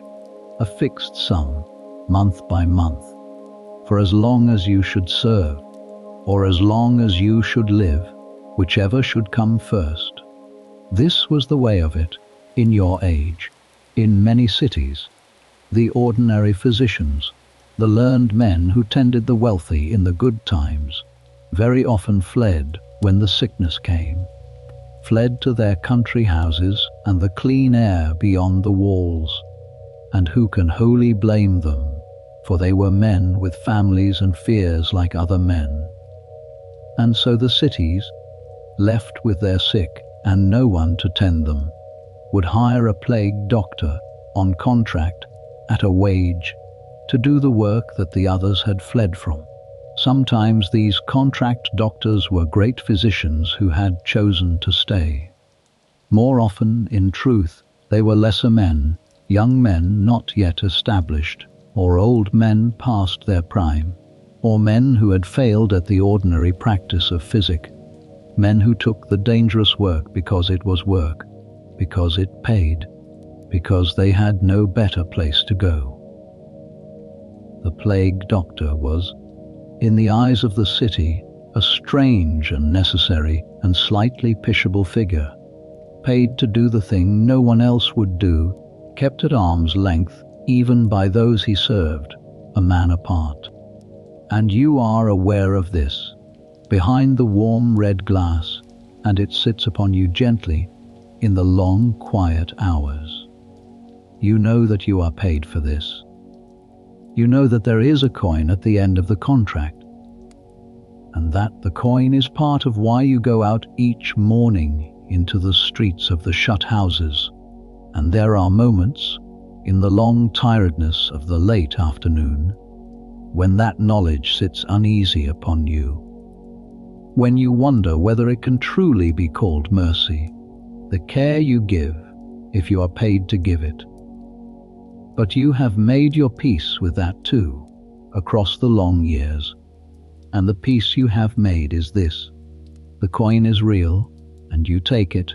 for you are a man, and you must eat and keep a roof over your old head like any other man. But the coin is not why you stay. The coin would have let you stay safe in your rooms and make a show of the rounds and give as little as the contract demanded. The coin did not make you climb the steps to the old widow's window and stay a good long hour talking of cats. The coin did not make you carry catmint for a grey cat, or promise yellow flowers to a frightened child, or spin the thin strong thread of your faithful coming new each morning at door after shut door. That was not the coin. That was something else, something the coin could never buy and never command. And you know what it is, though you would never say the word aloud, for it would sound too grand in your own modest mouth. It is love. The plain old love of one human soul for the others around it. The love that cannot bear to see suffering and turn away. The love that goes to the door everyone else has shut. The coin got you into the streets. The love did everything that mattered once you were there. And there is no shame in the coin, none at all. For a man must live, and the city was right to pay its doctor, and you were right to take the wage. But it is good to know, in your own honest heart, which of the two was truly the master of your long days, and you do know, and it gives you peace. There is a loneliness in the figure's place in the city, and we must name it gently, for it is part of the truth, and naming it makes it lighter. You are kept apart. Even those you serve keep you at the careful distance, must keep you at it, and even your old friends, like Brother Anselm the Watchman, call their greetings across a gap that they never used to keep. You move through the city, like a thing half outside it, the tall dark figure that the children watch from the windows, and that the grown people make way for, half in gratitude and half in dread, the man who walks among the shut houses and is touched by none of it, and touches none of it, the necessary stranger. And that is lonely. It is lonely behind the mask, in the long hours, with your own breath loud in your ears, and the world held off at one red remove. You will not pretend otherwise, not to yourself, in the honest evening of your life. But here is the mercy even in the loneliness, and it is the mercy of the boy, and of the widow's laugh, and of the new child's cry in the dark, and of the young woman's gladness at her window. For the figure is lonely, yes, kept apart, yes, but the figure is not unloved, and the figure is not alone in the deepest way, for all through the long days, there are these small warm threads reaching out to him across the careful distance. The boy who follows him, the widow who laughs with him of cats, the daughter who is glad to see him climb the steps, the watchman who shares with him the good news of a birth. The distance is real, and the loneliness is real, but the love crosses the distance anyway. In both directions, the way the called word crosses it, and the lowered basket crosses it, and the figure is held, after all, in a wide net of small kindnesses given and received. And that net holds him up through the long days, and it is enough, it is more than enough, to keep an old heart warm, even inside the cold leather of the mask. And so the coin and the contract, and the loneliness, which seemed at first the hardest part of the story, turn out, like so much else tonight, to be gentler than they seemed when you walk through them slowly, in the warm red light, with a kind eye. The figure was paid, and the figure was lonely, and the figure was kept apart, and yet the figure was full of love, and held by love, and that is the truth of it. And it is a good truth, and you may rest in it. The amber light is deepening now toward the rose and grey of the early evening, and the bells of the city have begun to ring the close of the working day. The old bells that in the good times called the apprentices from their benches and the field hands from the gates, and that ring still, faithfully, through the long autumn, marking the hours as they have always marked them, as though the days were ordinary days. And there is a great comfort in that, in the bells ringing the evening, as they always have, the world keeping its old shape even in the heart of the strangeness. And at the sound of the evening bells, the figure straightens his tired old back and leans a moment on his cane, and turns his red eyes toward the west, where the sun is going slowly down behind the rooftops in a soft wash of rose and gold.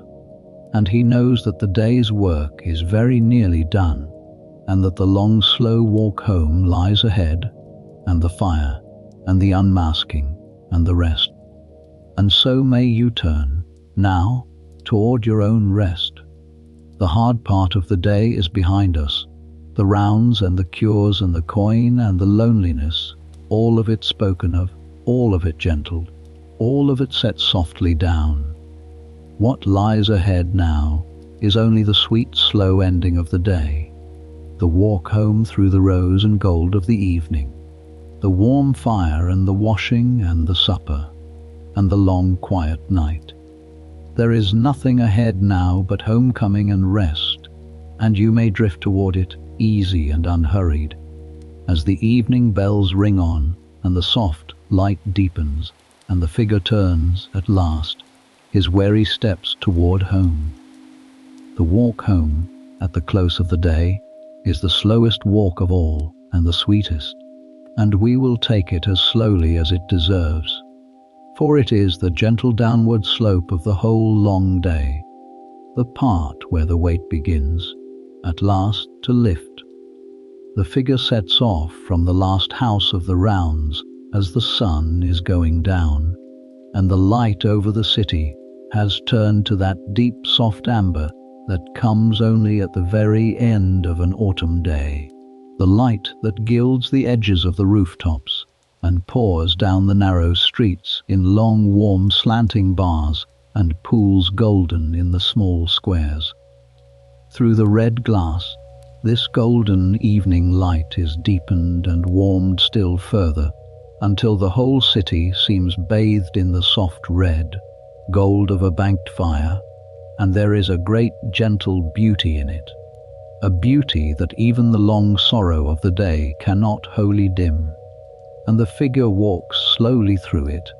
his tired old legs aching now with the long day's walking, his cane tapping soft and even upon the cobbles, in no hurry at all, letting the warm light pour over him, letting the day's weight begin, by slow degrees, to slide from his bent old shoulders. The boy Peter walks behind him at his careful distance, quieter now than he was in the bright noon, for the boy is tired too, the long day having worn down even his quick young spirits. And the two of them go home through the golden evening in a comfortable, companionable quiet, the kind of quiet that falls between two souls who have spent a long, hard day together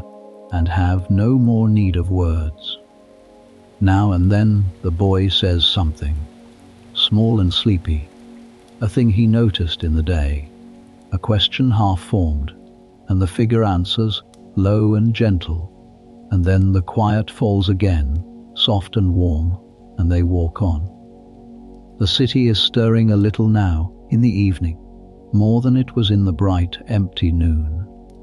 for the close of the day draws even the frightened and the shut in toward their windows. And as the figure passes through the streets, there are faces at the windows here and there, watching the day go down, and some of them lift a hand to the figure as he passes, in greeting, in thanks, in the small wordless acknowledgement of one soul to another at the end of a hard day, and the figure lifts his own gloved hand in answer, again and again,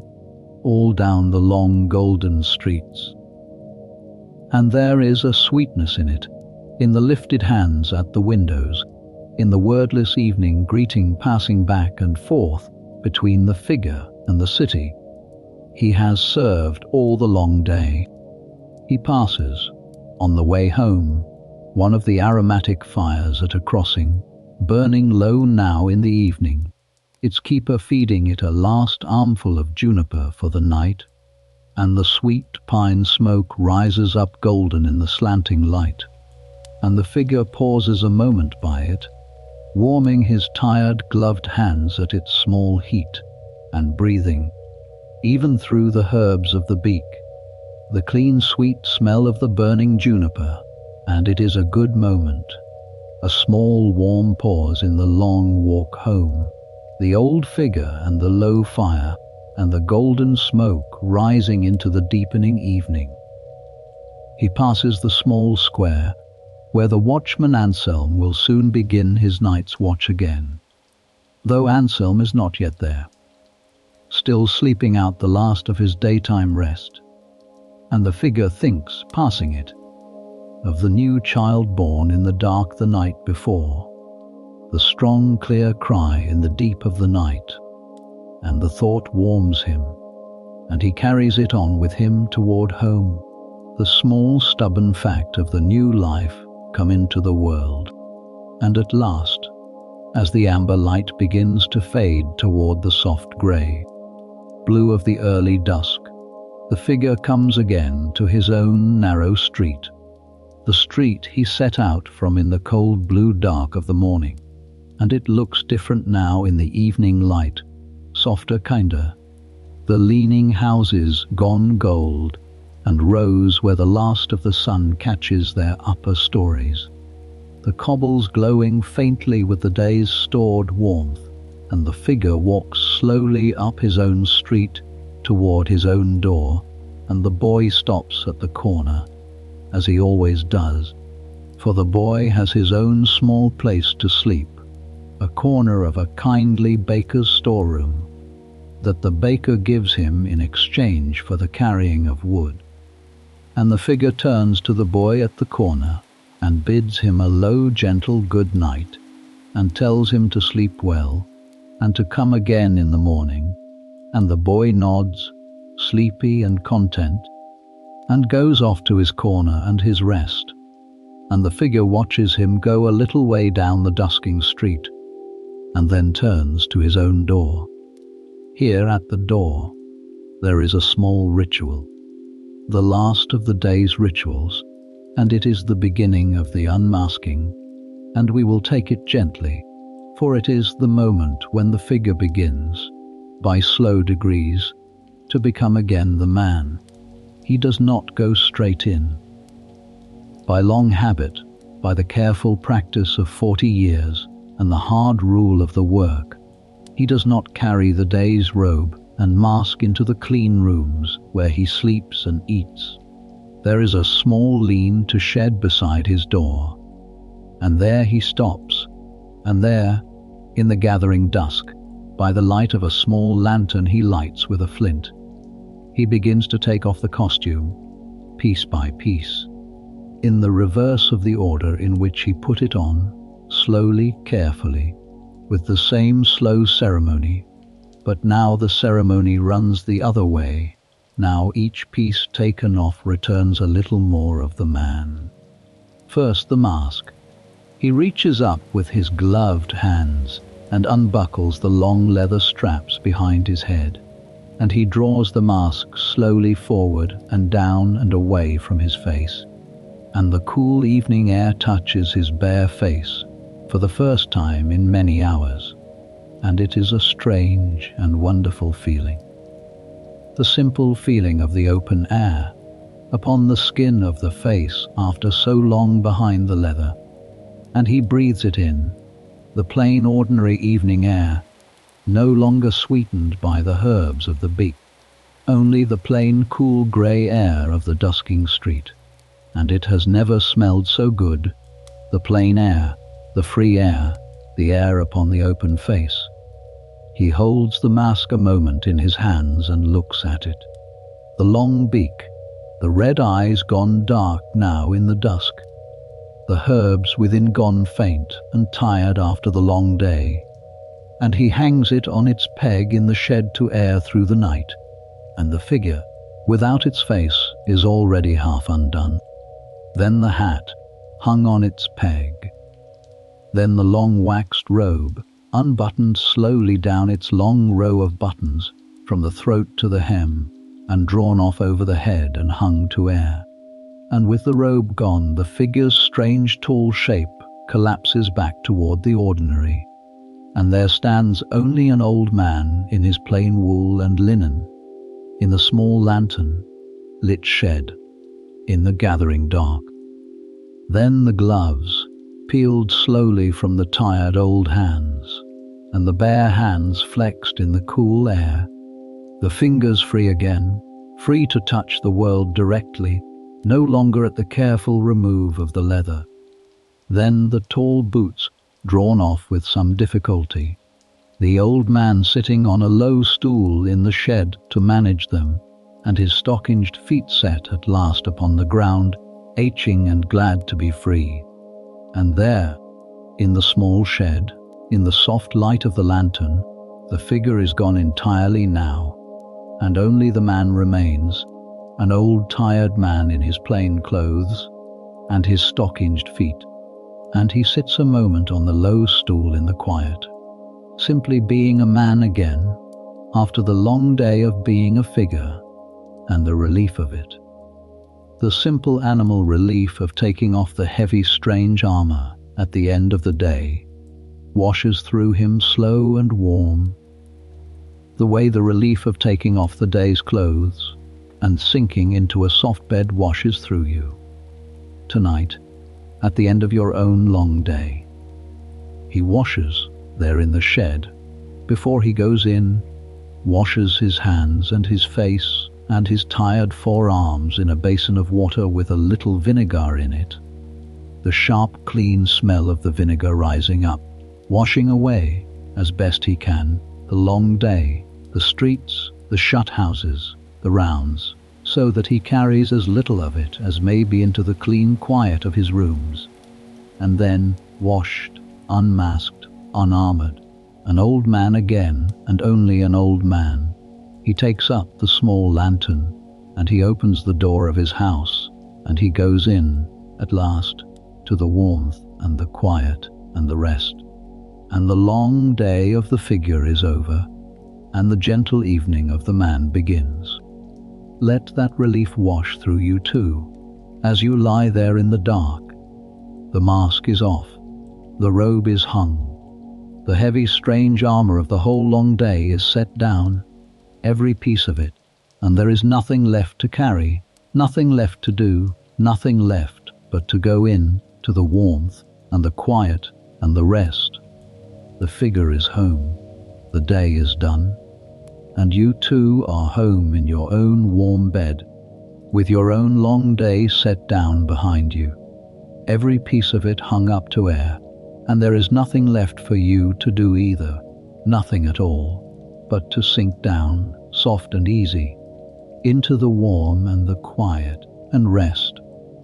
Inside, the small upper room is just as he left it in the cold blue dark of the morning. The narrow bed, the small table, the carved chair, the iron brazier in the corner, and the embers of the morning fire have long since gone to grey ash. So the first thing the old man does,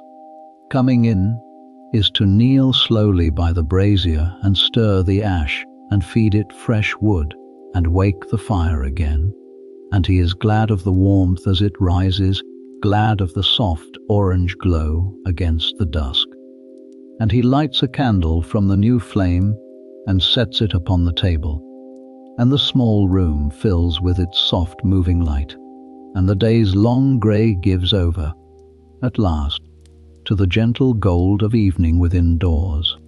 He hangs a small pot of broth over the fire to warm, broth he made the day before of a few bones and some barley and an onion and a handful of herbs, the plain good broth of a man who lives alone and cooks simply. And while it warms he sits in the carved chair by the fire with his stockinged feet stretched toward the warmth. And he lets the long day settle.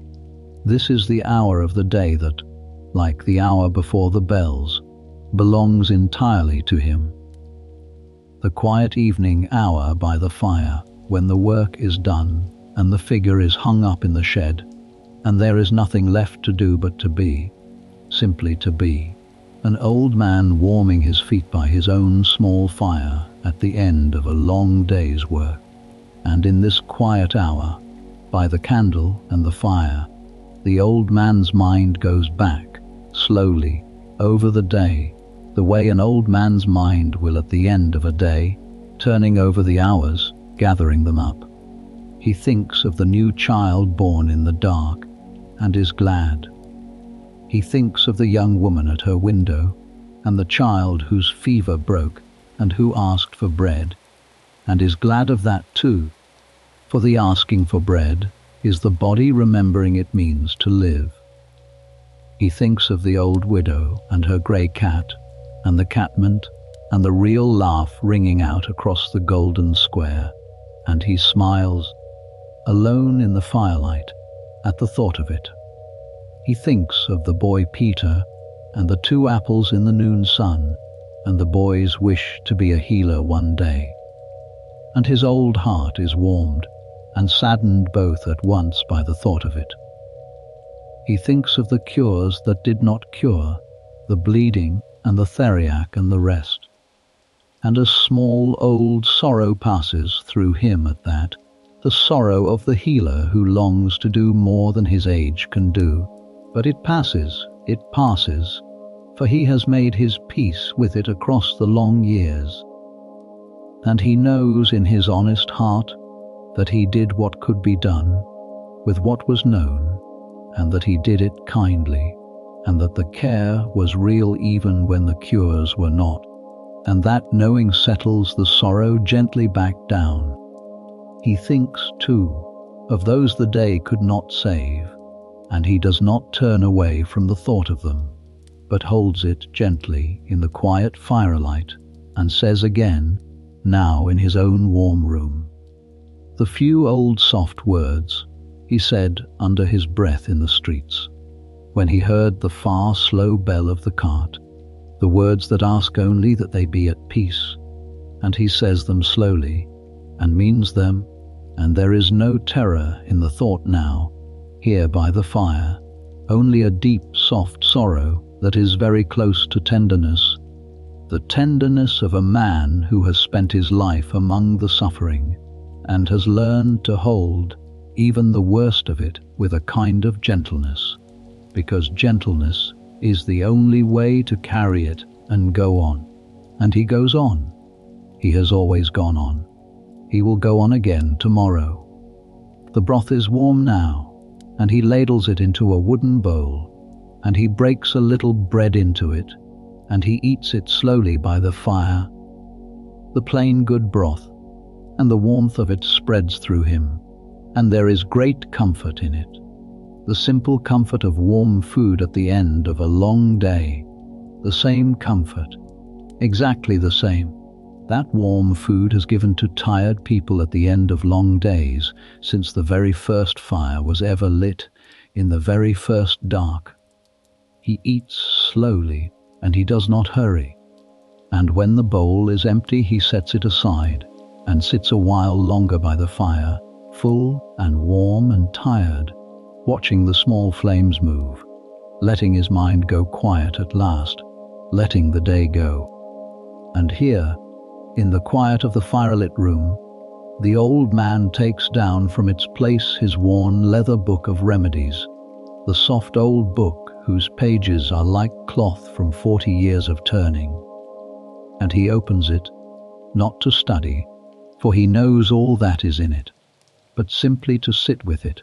the way a man sits with an old friend, turning its pages slowly in the candlelight. And as he turns the pages, he thinks, as he often thinks in the quiet of the evening, of all the long chain of hands that the knowledge in this book has passed through to reach him, the masters who taught him, and the masters who taught them. Back and back through the centuries, the long slow chain of healers, reaching back into the very oldest dark of the world, each one passing on what they knew, each one a little wiser than the last, each one stumbling forward a little further out of the dark. And he thinks, turning the soft old pages, that he too is a link in that long chain, that the things he has learned across his 40 years, the small hard won wisdoms, the suspicion that the bleeding harms more than it helps, the deep certainty that the staying and the listening and the care matter more than any remedy, that these things too will be passed on to the boy Piter perhaps, if the boy should truly become a healer, and through the boy to others, and so on down the long chain into a future the old man will never see, a future, he believes, that will be wiser and kinder and less afraid than his own dark age, a future that will one day understand the sickness and conquer it, and look back at the tall dark figure in the beaked mask, not with scorn but, he hopes, with a little tenderness, the way one looks back at an ancestor who did his best in the dark, and he is right. That is the gentle truth that you, listening, may hold, and the old man could only hope for. The future did come. The dark age did pass. The sickness was understood, at last, and conquered,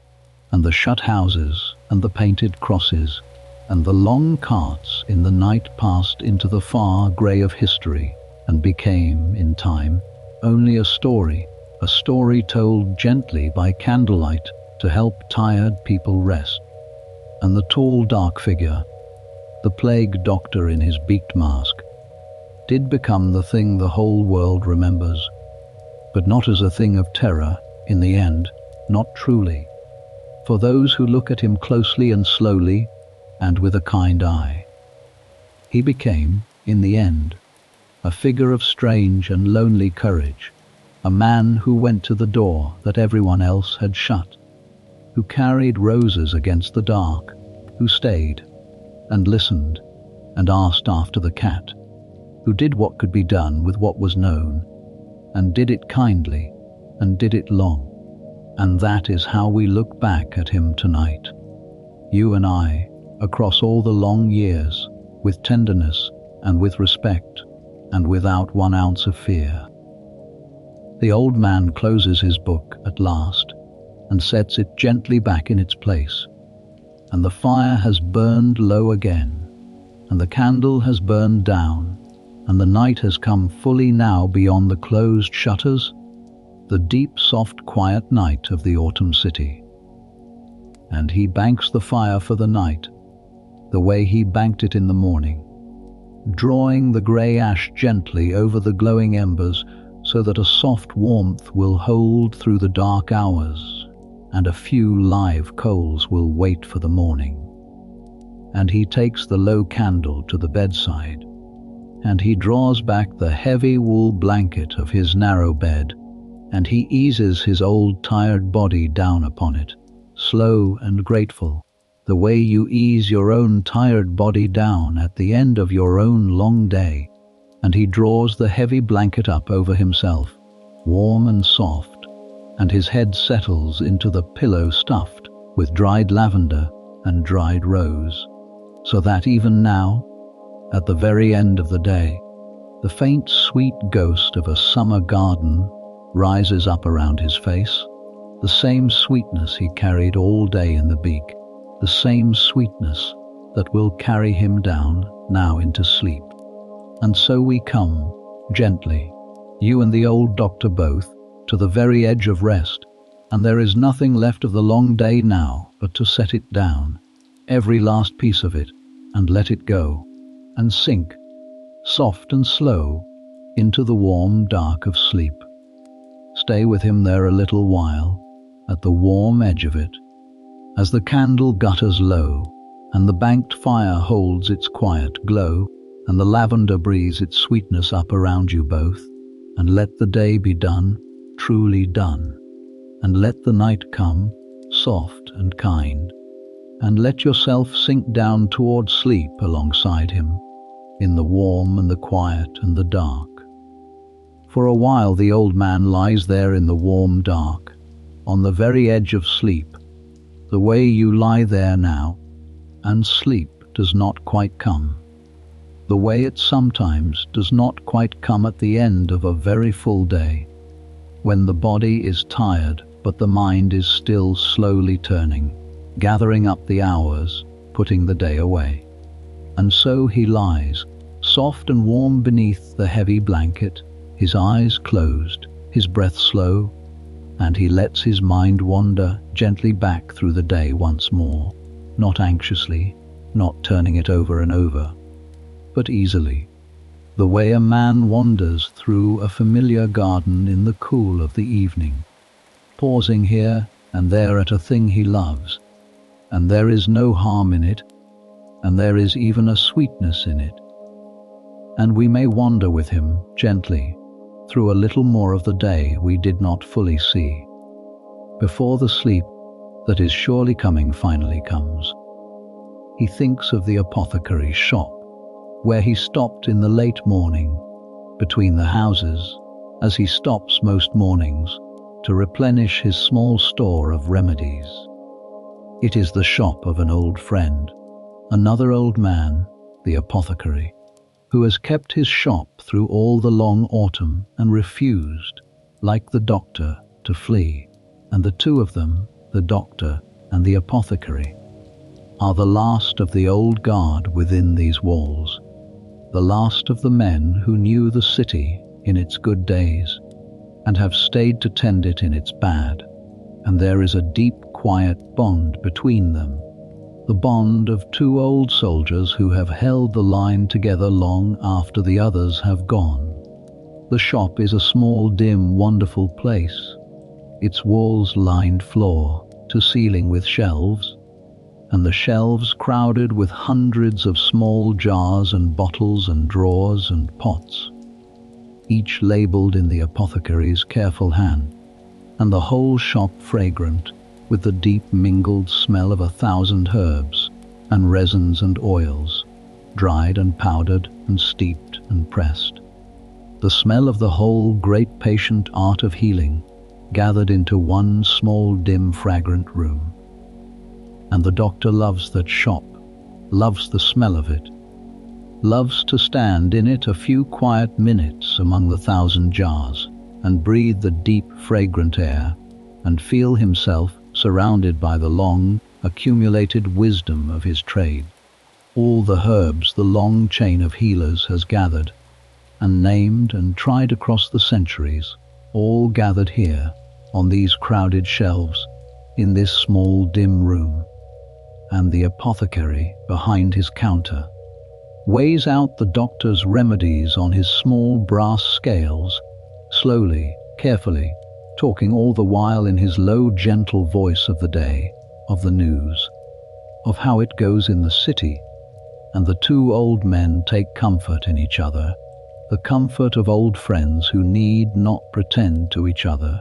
who can speak plainly of the hard things, and then turn, with relief, to the small ordinary things. The weather, a shared memory, a small joke worn smooth by long use. And the doctor leaves the shop each morning a little lighter than he came,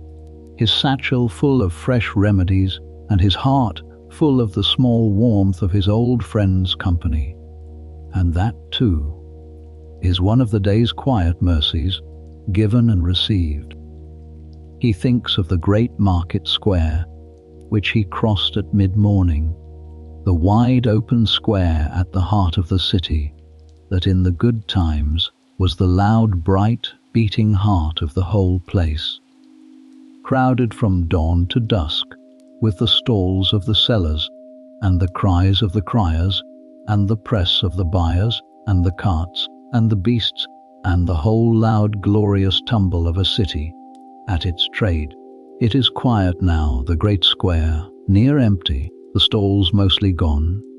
only a few of the bravest or the most desperate sellers still setting out their small wares at a careful distance from one another in the wide, echoing space. But even now, even near empty, the great square has a kind of beauty, the beauty of a grand old room when the guests have gone, the wide worn stones, the tall fine houses ranged around it, the great church at its head with its high tower and its slow bells, the morning light pouring down into the open space, and the doctor crossed it slowly in the morning, his cane tapping in the great quiet, and remembered it as it used to be, the noise and the colour and the press, and was sure in his old heart that it would be so again one day after the sickness had passed, that the stalls would come back and the criers would cry again, and the great square would fill again with the loud, bright, glorious noise of a city at its life. And that surety, the deep certainty that the good days would come again, was a comfort to him, crossing the quiet square, and it is a comfort still, lying warm in his bed at the end of the day, the certainty that this dark time, like every dark time, will pass, and the light will come back, and the square will fill again with life. And it did. That too is the gentle truth that you may hold, and the old man could only trust. The sickness passed, in time, as every visitation in the end passed, and the crosses came down from the doors, and the carts ceased their slow rounds, and the shut houses opened their shutters to the air, and the great square filled again, slowly at first, and then all at once, with the stalls and the criers, and the press and the carts and the beasts, and the whole loud, glorious tumble of the city come back to its life. The children who had watched the figure from the windows grew up, and had children of their own, and told them, perhaps, of the strange dark doctor who came to the doors in the time of the sickness. And those children told their children, and the figure passed slowly out of memory and into story, and the story passed down the long chain of years to reach you, tonight, in your own warm bed. 400 years on, in a world the old doctor could not have dreamed of, a world that did, in the end, conquer the sickness, just as he trusted it one day would. He thinks, drifting now, of smaller things still, the small ordinary things that the long day was full of, and that we did not pause for in the telling, but that made up, in truth, the greater part of it. The feel of the cobbles through the soles of his boots, the way the morning mist hung in the low places and burned off the high ones first, the particular sound of his own cane on the different stones of the different streets, the higher tap on the hard granite of the great square, the softer knock on the worn limestone of the old lanes, the grey cat that crossed his path in the morning, and the way he paused by old habit to let it pass, the pigeons that wheeled up from the rooftops when the noon bells rang, the smell of bread, real bread, baking somewhere in the late afternoon, drifting through the streets, the homeliest smell in all the world, the smell that says, against everything, that life goes on, that someone still kneads the dough and tends the oven, and means there to be bread tomorrow. The long slant of the evening light down the narrow streets, the lifted hands at the windows, the boy's 2 apples in the noon sun, the widow's laugh. All of it, the great and the small together, the sorrow and the sweetness woven through each other so finely that you could not, in the end, pull them apart, for that is how a real day is,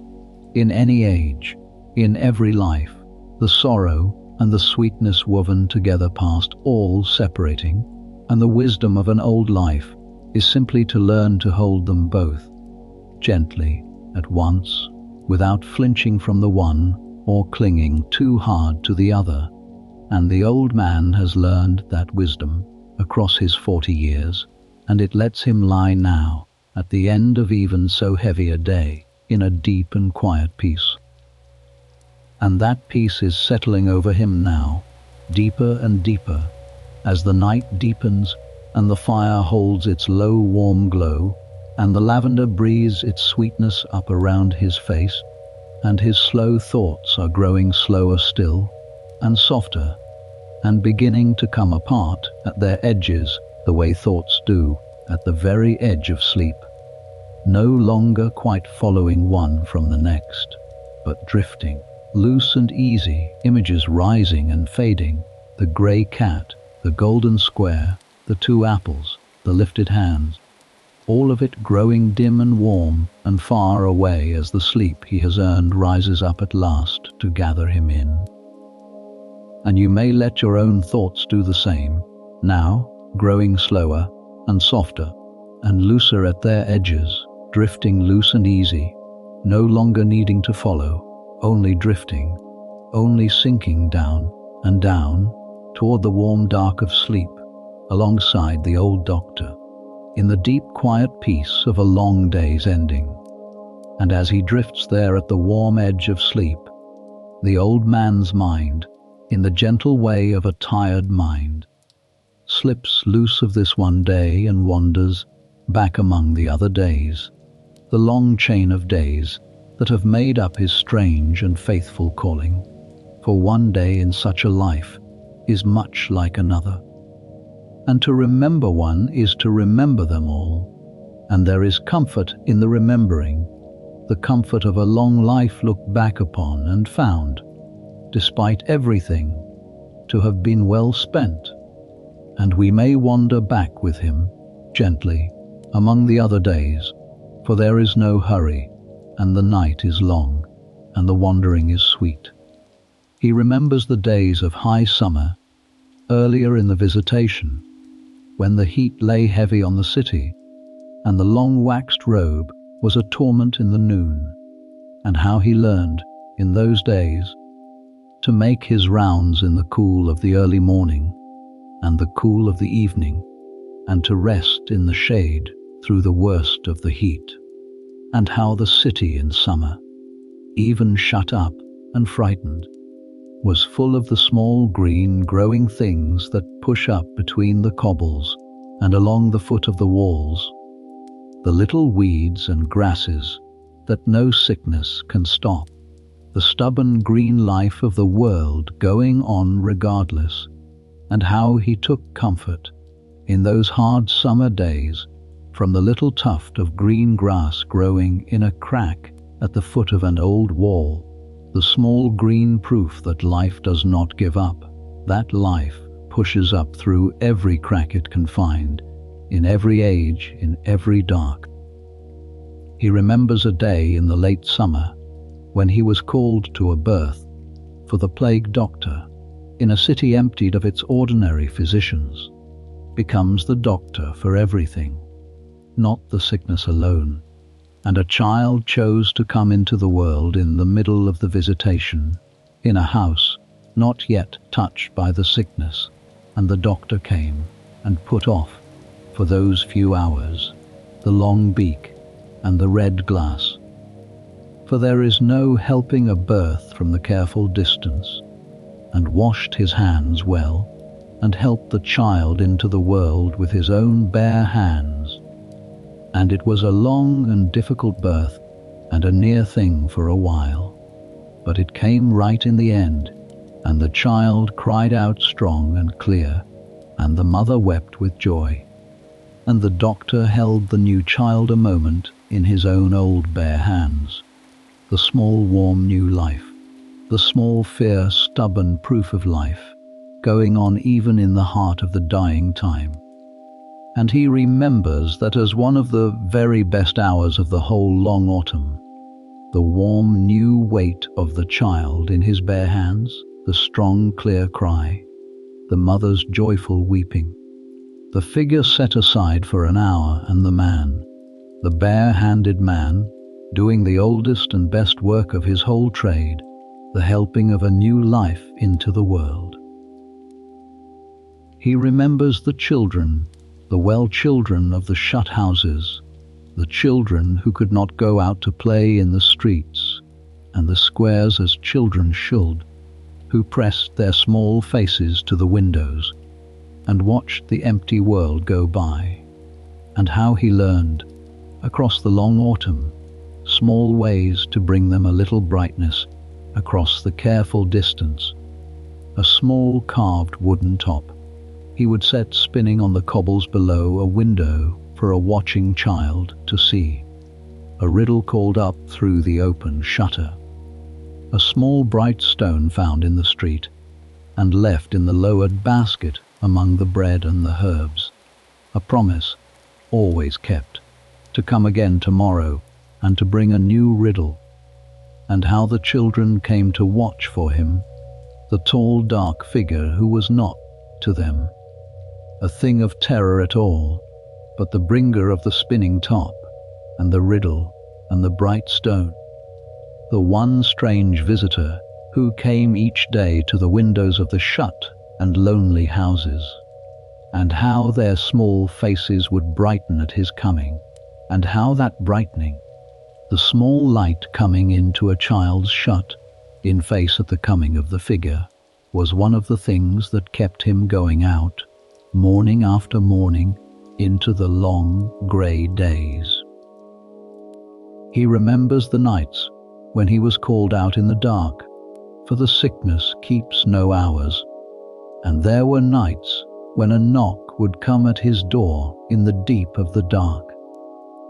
a frightened messenger from a house where someone had taken a sudden turn, and he would rise and light his lamp and dress again in the cold dark in the long beak and the red glass, and go out into the deep night streets behind the small, swinging light of his lantern. the city utterly silent and utterly dark around him. The only soul abroad in all the sleeping, frightened city but the watchman and himself. And how strange and how solemn those dark walks were, the tall figure and the small lantern moving alone through the black streets under the great wheeling stars, and how, on the clear nights, he would pause sometimes in a wide place and look up. Between the dark rooftops, at the great river of stars flung across the black sky, the same stars his grandparents saw and their grandparents before them, the same stars that would shine on long after the sickness and the city and the whole of his age were gone, and how the sight of them,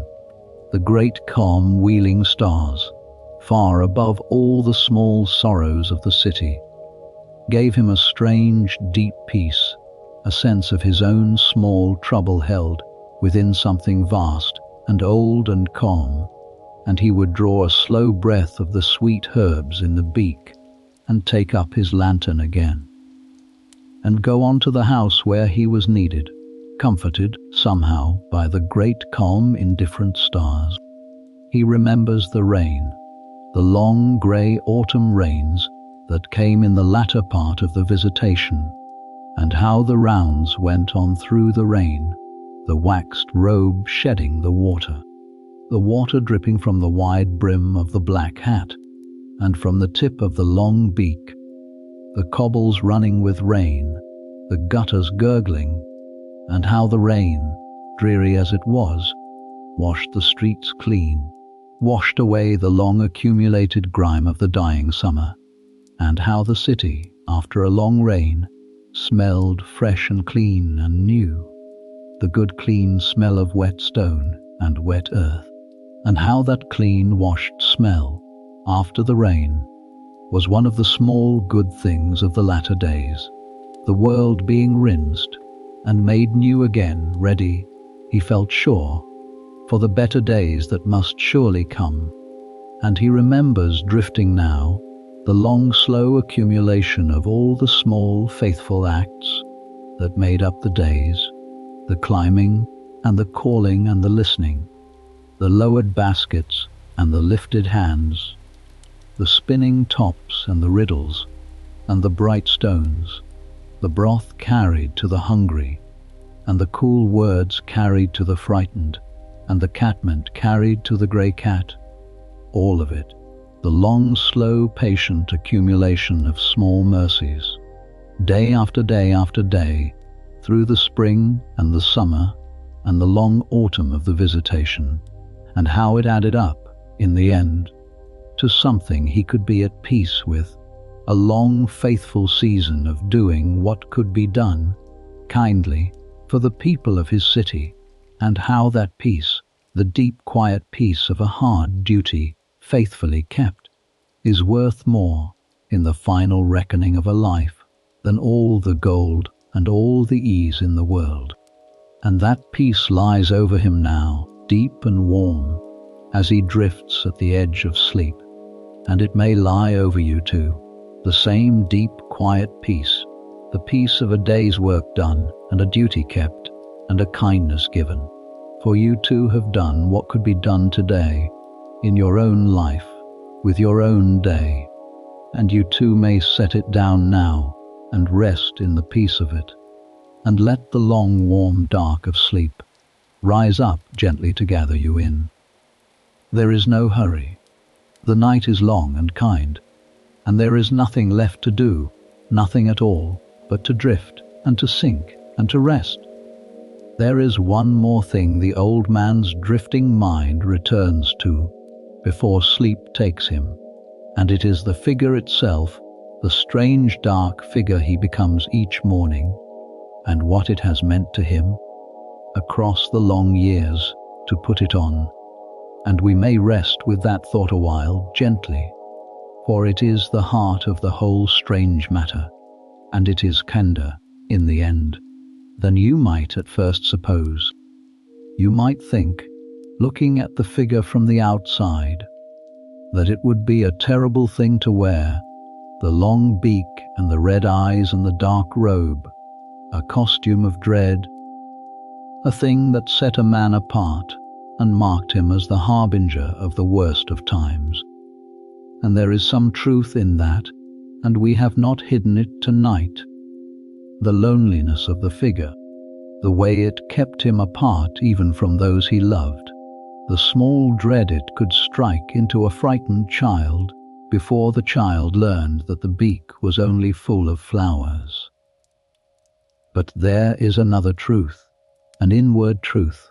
that only the man inside the mask could ever know, and it is this. The figure was, in a strange way, a mercy to the man, for inside the figure, behind the red glass and the long beak, the man was hidden, and being hidden, he was, in a way, set free. The ordinary old man, the man who woke afraid in the cold morning, the man whose hands ached and whose heart quailed at the sight of so much sorrow, that man could not have walked, day after day, into the houses of the dying. He had not the strength for it. No ordinary man has, but the figure could. The figure was not afraid, or seemed not to be, behind its calm, dark mask, and the man, hidden inside the figure, could borrow the figure's calm, could let the figure go where the man could not, could hide his own trembling behind the figure's steadiness, and so do, in the figure's shape, the work the man alone could never have done. The mask, which the world saw as a thing of dread, was to the man inside it a kind of shelter, a place to hide his fear so that his hands could do their work. And there are many in this world who wear such masks. In many trades, in many ages, the calm, steady face put on over the trembling heart, so that the work can be done, and there is no falseness in it, none at all, only a deep and human courage. The courage that does the thing afraid, that hides its fear not to deceive, but to keep going. And the figure was the old man's way of keeping going, his shelter and his strength, and his strange dark companion through the long years. And there was a gift too, in the very strangeness of the figure, a gift to the people he served, though they may not have known it. For when the figure came to the window of a shut and frightened house, it did not come as an ordinary man, hesitant, afraid, full of the same dread as those within. It came as something other, something set apart, something armored against the very thing they feared. And there was a comfort in that, in the coming of a figure who seemed proof against the danger, who walked unafraid where they dared not go, who came calm and steady and sweet, smelling into the heart of their terror. The figure carried, in its very strangeness, a kind of authority, a kind of reassurance, the reassurance of the one who is not afraid coming to those who are, and the people took comfort from it, from the calm, steady coming of the figure, even when the man inside was as afraid as they, and that comfort was real, and it was a gift, and the figure gave it freely, all the long autumn, at door after frightened door. The old man's drifting mind turns, too, one last gentle time, to the boy Peter, and to the future, and to the long chain of healers reaching forward into the years he will not see. He hopes, drowsily, warmly, that the boy will indeed become a healer one day, in better times, in a kinder age, and that the boy will carry forward, into that kinder age, the one true lesson the old man most wishes to pass on, the lesson that is worth more than all the remedies in the apothecary's 1,000 jars, the lesson that the cures are only half of healing, and the lesser half, and that the greater half, the half that never fails, is the staying, and the listening, and the care, the simple unfailing medicine of one human soul, that will not turn away from another in its need. If the boy learns only that, the old man thinks, drifting, then everything, all of it, the long lonely days, and the heavy figure and the careful distance, all of it will have been worth it, for the lesson will live on in the boy, and in those the boy will heal, and in those they will heal in turn, down the long bright chain of the kinder years to come. And the old man is right, of course. The chain held. The lesson lived on. It lives on still, tonight, in your own age, in every nurse who sits through the night by a frightened patient's bed, in every doctor who takes the extra minute to listen,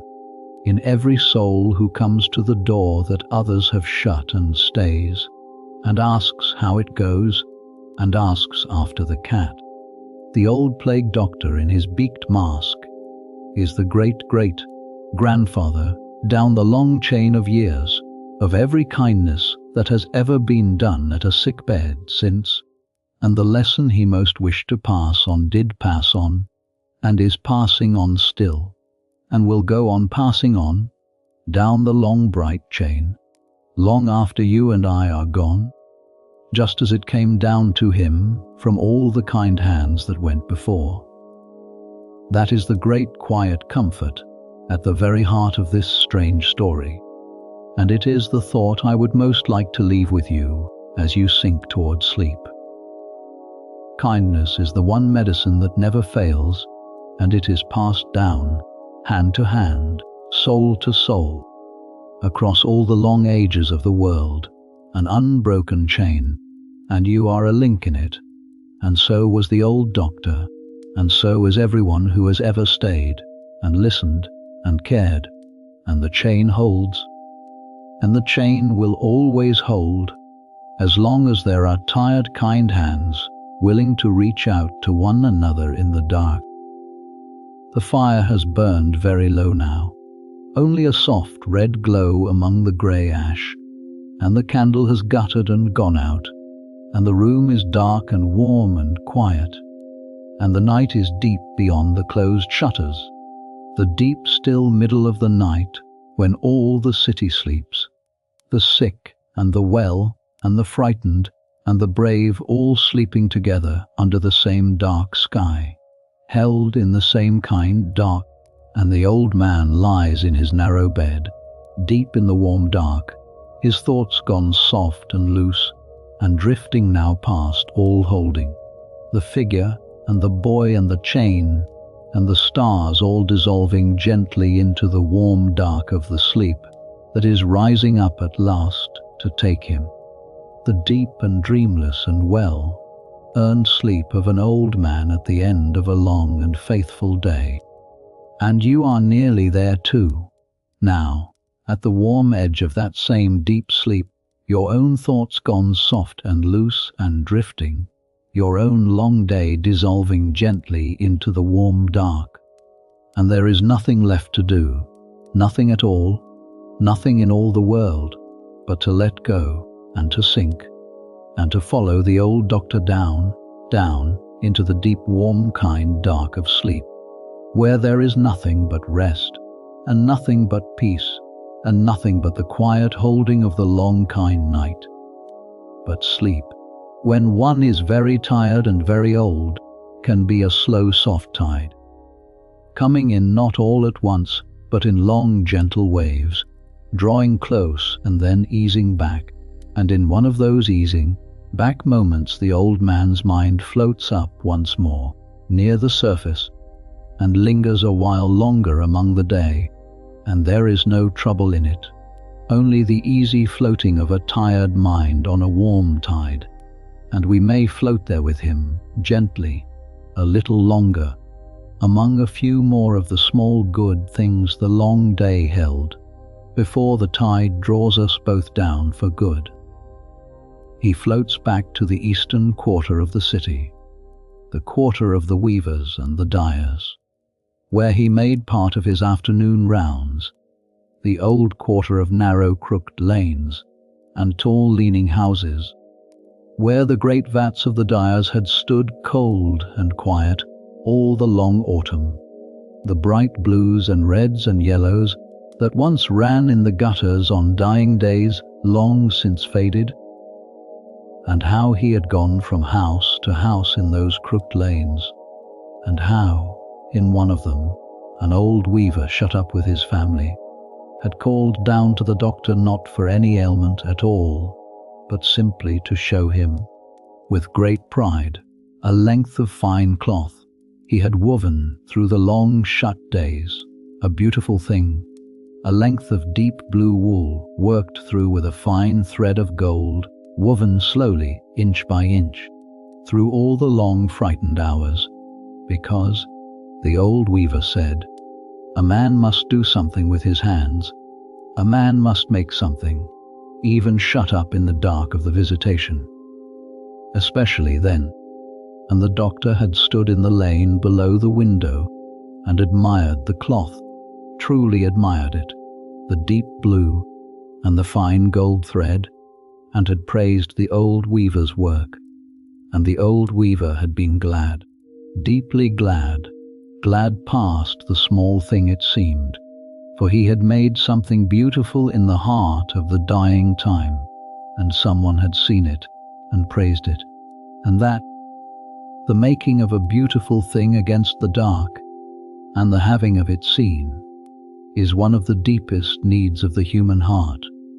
and the doctor had met it in the crooked lane, with a few kind words of praise,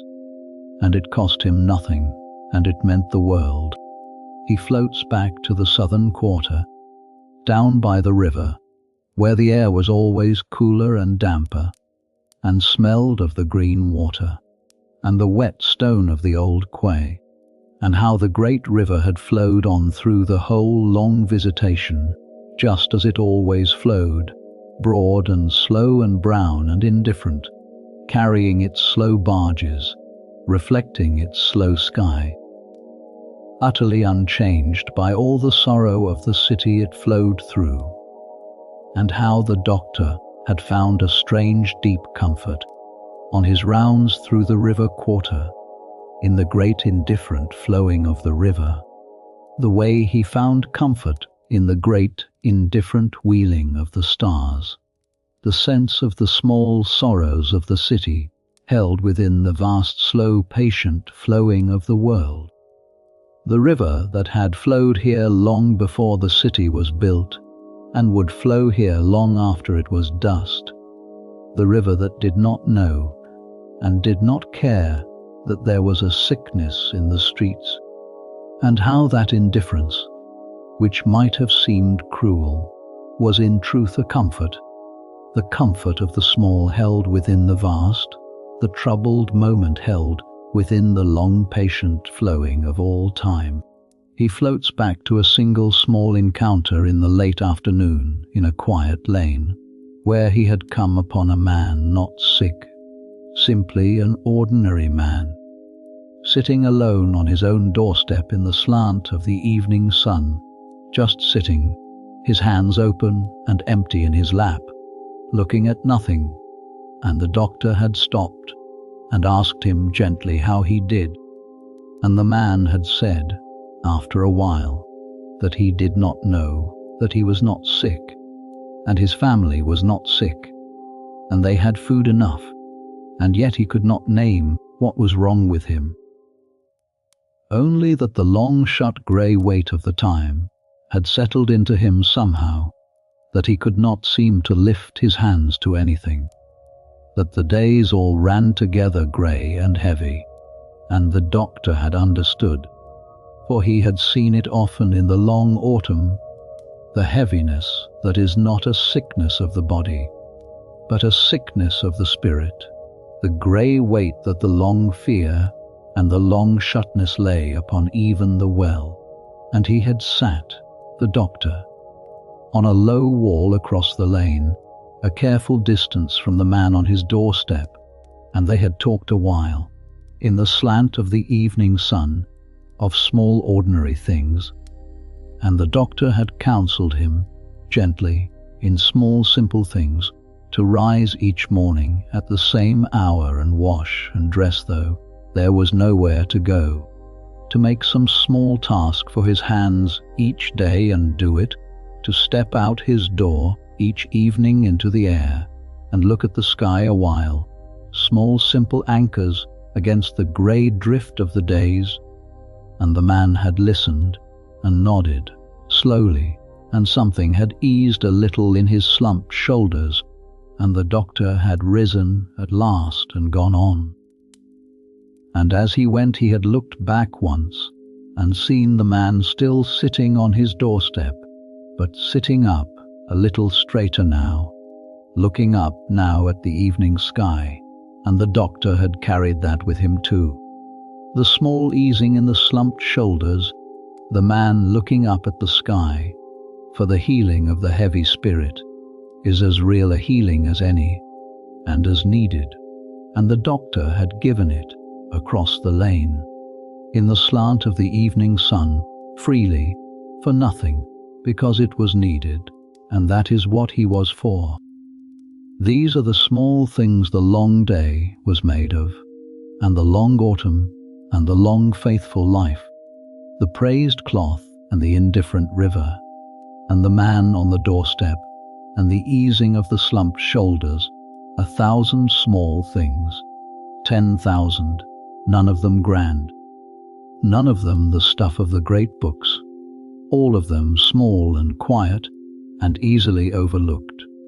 and yet they were the true substance of the work, the real gold of it. The small mercies woven through the long grey days,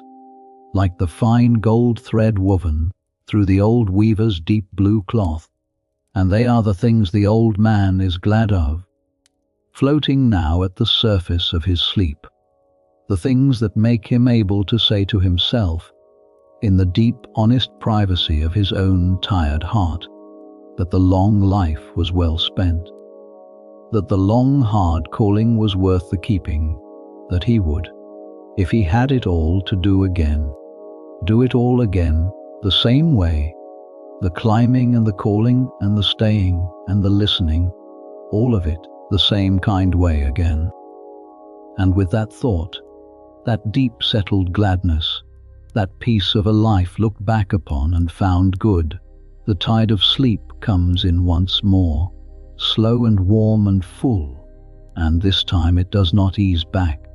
This time it rises up around him soft and complete, and gathers him gently in, and the old man's slow thoughts dissolve at last entirely into the warm dark, and his slow breath grows slower still, and deeper, and easier, and he sinks down below the surface, into the deep, still, warm, dark water of a true and dreamless sleep, the well-earned sleep of a good and faithful soul at the close of a long, good day. And the tide is rising around you too, now the same warm, full, slow tide, rising up soft and complete to gather you in, and there is nothing left to hold to, and nothing left to do, and nothing left to think. Only the warm, dark water of sleep, rising up around you, soft and kind, and you may let it take you, the way it has taken the old doctor, down and down, below the surface, into the deep, still, warm dark of a true and easy rest, and the warm tide of sleep, easing back one last gentle time before it draws him under for good, lets the old man's mind float up once more among the quiet riches of the day, and there are still a few small things in it we have not yet touched, small soft things, easy things, the kind of things a tired mind turns over fondly at the very edge of rest, and we may turn them over with him, slowly, one last time, before we let the candle gutter out. He floats back to the herbs themselves, the herbs that filled the beak and the satchel and the long years, for the herbs were, in a way, the truest companions of his whole life, more constant than any person. The roses and the lavender and the mint and the chamomile and the rest, and he has known them all so long, and so well that they are like old friends to him, each with its own face and its own voice and its own gift. He thinks of the lavender, the kindest of them all he has always felt, the herb of rest and of quiet, and of the soft letting go of the day, the herb whose scent rose from his pillow now even as he drifted, carrying him down, and he is grateful to it, drowsily fondly, the way you are grateful to an old friend who has sat with you through many a long night. He thinks of the chamomile, the small white apple, scented flower of every gentle cup, the herb of the soothed stomach and the calmed nerve and the quieted child, and how many troubled souls he has eased with a simple cup of it across the long years. He thinks of the mint, bright and cool and reviving, the herb that lifts the heavy head, and of the rose, the queen of them all, the deep, sweet, fragrant rose that filled the beak with the ghost of summer all through the grey autumn days. And he thinks how strange and how lovely it is that the whole great frightened apparatus of his trade, the long beak and the red glass, and the dread it struck in the streets, should have had, at its very heart, packed into the hollow of the beak, nothing more terrible than a handful of sweet garden flowers, that the figure of dread breathed all day long the breath of a summer garden. And there is something in that he has always felt, something gentle hidden at the very heart of the fearful thing, a small, sweet, secret kindness folded into the terror, and it has comforted him all the long years, to breathe the flowers inside the mask of dread. He floats back to the simple bodily comforts of the day, the ones the long hard work was strung between like beads on a thread, for an old body learns to gather its comforts where it can, and to be grateful for the small ones, the warmth of the morning fire on his cold, stiff hands, the first warm swallow of the herb tea spreading down through his chest, the patch of pale sun on the stone bench in the noon square where he rested with the boy, the cool drink of clean water from his flask in the heat of the afternoon, the warm bowl of broth at the end of the day, the bread broken into it, the slow good warmth of it filling him, the easing of his tired feet when the tall boots came off at last in the lantern-lit shed, the cool clean evening air upon his bare face when the mask came away, the soft give of the narrow bed beneath his tired old body when he eased himself down at last, the small simple bodily comforts scattered through the long hard day, like the small mercies were scattered through the long hard autumn, and the old man, drifting, is grateful for every one of them and counts them over fondly, the way a man counts over a small handful of coins, and finds them, all together, to add up to a quiet sufficiency, to enough, to a day that, for all its weight, held warmth enough, and rest enough, and sweetness enough, woven all through it, to make it good. And he floats back, last of all, to the simple fact of having come home, of the long walk home through the golden evening, and the lifted hands at the windows, and the boy bid good night at the corner, and the door opened, and the warm room, and the rekindled fire, and the supper, and the bed, the simple, deep animal comfort of coming home at the end of a long day out in the cold, hard world, the oldest comfort there is, the comfort that the first people felt coming home to the first fires in the first caves at the end of the first long days, the comfort you feel tonight, home in your own warm bed at the end of your own long day, the deep, sweet comfort of being home and safe and warm and done, with the long day out in the world behind you and the long kind night of rest ahead. That comfort the comfort of being home, is the last thing in the old man's mind as the warm tide rises up around him for the final time. And it is a good last thing, the best of all the day's small mercies, the homecoming at the end, and it rises with him, or rather he sinks with it, down at last below the surface, into the deep, still, warm dark, and the floating is over, and the drifting is done, and there is only the deep, sweet, dreamless sleep of an old man home and warm and safe at the end of a long, good day. And it is the last thing in your mind too now, the comfort of being home, of being safe, of being warm, of being done, the long day behind you and the long, kind night ahead, and you may sink with it the same way, down below the surface at last, into the same deep, still, warm dark, where the floating is over and the drifting is done, and there is nothing left but the deep, sweet rest you have so well earned. You are home, you are safe, you are warm, the day is done. Sink now gently all the way down into sleep. There is one figure more from the long day that floats up gently in the old man's drifting mind, and it is the small grey cat that crossed his path in the blue dark of the very early morning, before the bells, before the rounds, when he first stepped out into the empty street. And it is a small thing, the smallest thing, and yet it stays with him fondly, the way the smallest things will at the soft end of a long day. He thinks of how the little cat stepped out from beneath a lintel in the dark and walked slow and unhurried across the cobbles in front of him,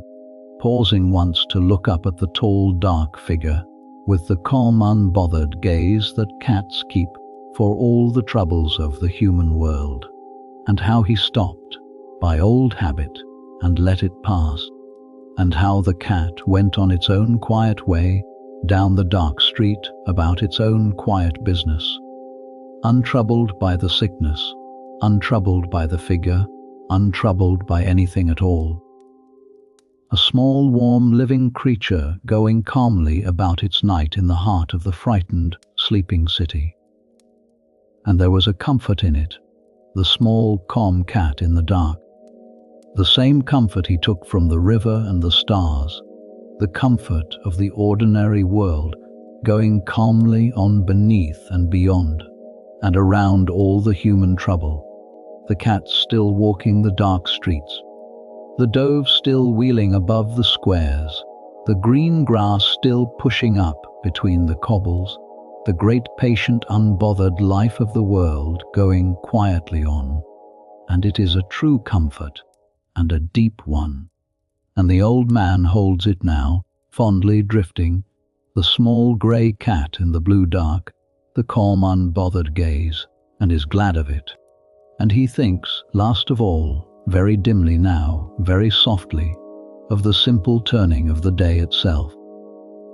of how it began in the cold dark, before the dawn, and rose through the grey morning to the pale noon, and sank through the golden afternoon to the rose and grey of the dusk,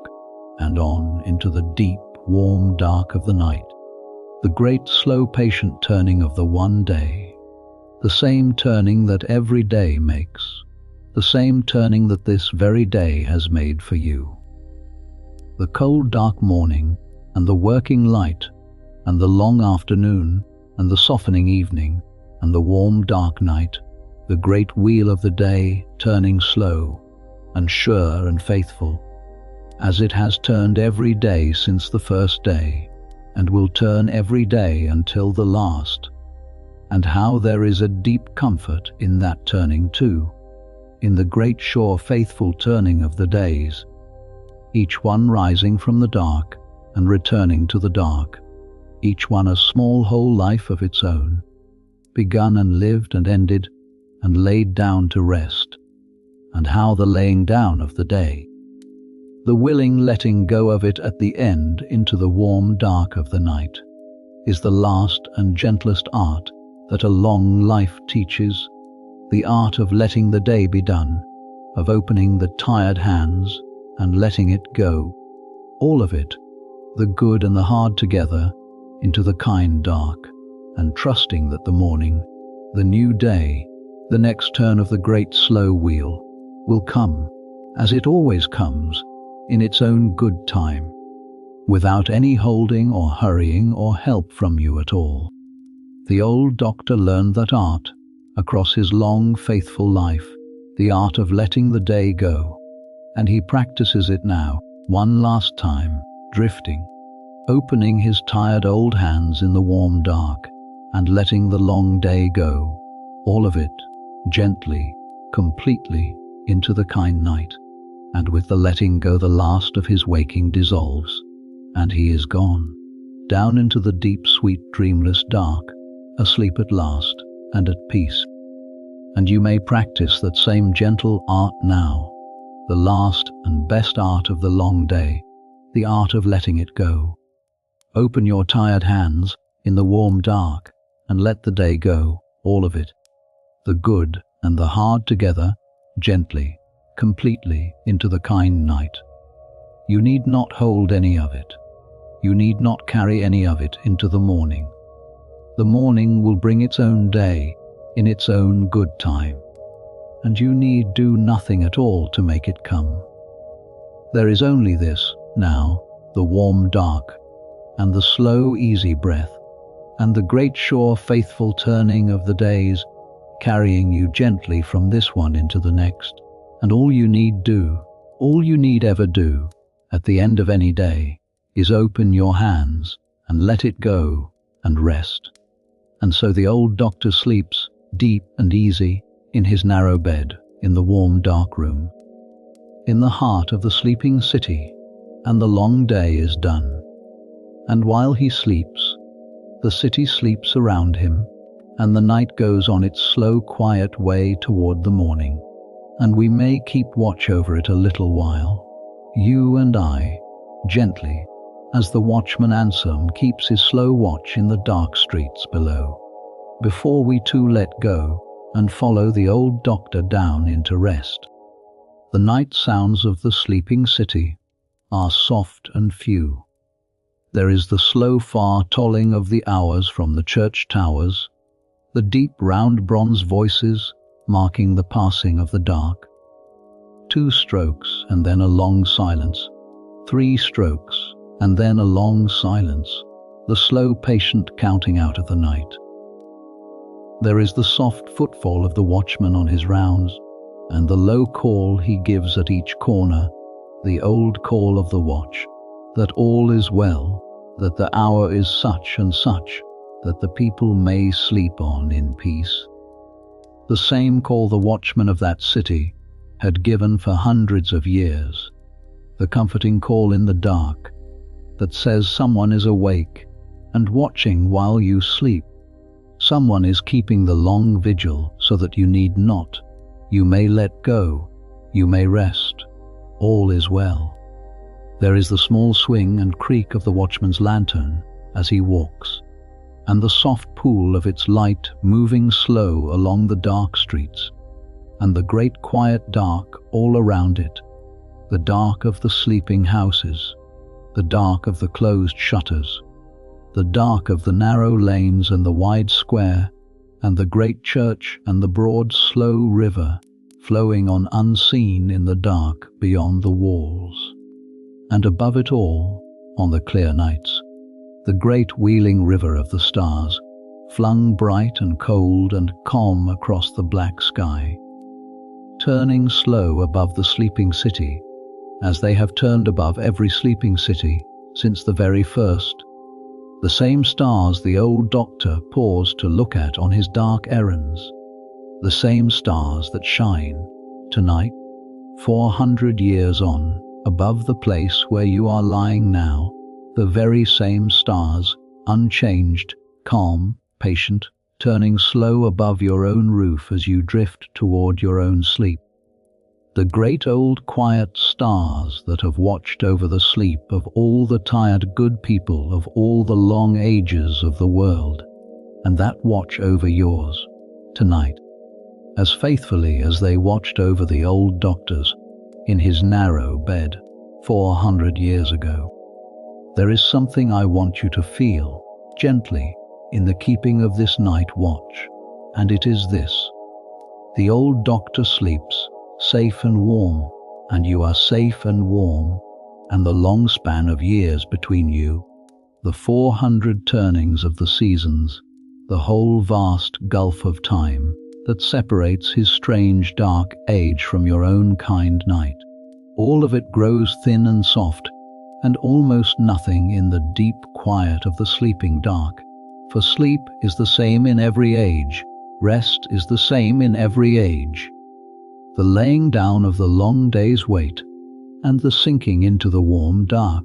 is the same for the old doctor in his narrow bed as it is for you in yours. The very same, the oldest and simplest and most human of all things, the going down into sleep at the end of the day, and in the simple universal fact of rest. You and the old doctor and all the tired, good people of all the long ages are one. All of you laying down your burdens at the end of your days, all of you sinking into the same warm dark, all of you held in the same kind night. The night deepens and turns, and far off, very far off, at the very bottom of the eastern sky, beyond the dark walls and the dark fields and the dark hills, the first faint thinning of the dark begins, the first far promise of the morning that is surely coming, as the morning always comes, slow and sure and kind after every night, however long, however dark. The old doctor will wake to it in a few hours, in the cold blue dark of another morning,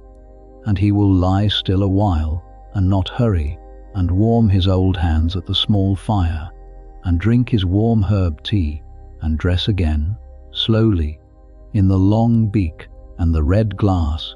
and go down again into the streets, to climb the steps and call up to the windows and lower the baskets, and lift his hand in farewell, to do, again, the long faithful work of the day. But that is hours away yet,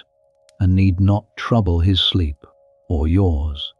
For now there is only the deep warm dark, and the slow turning night, and the far faint promise of a morning that is coming but not yet, not for a long while yet. And there is nothing to do in all the long warm dark between now and then, but to rest.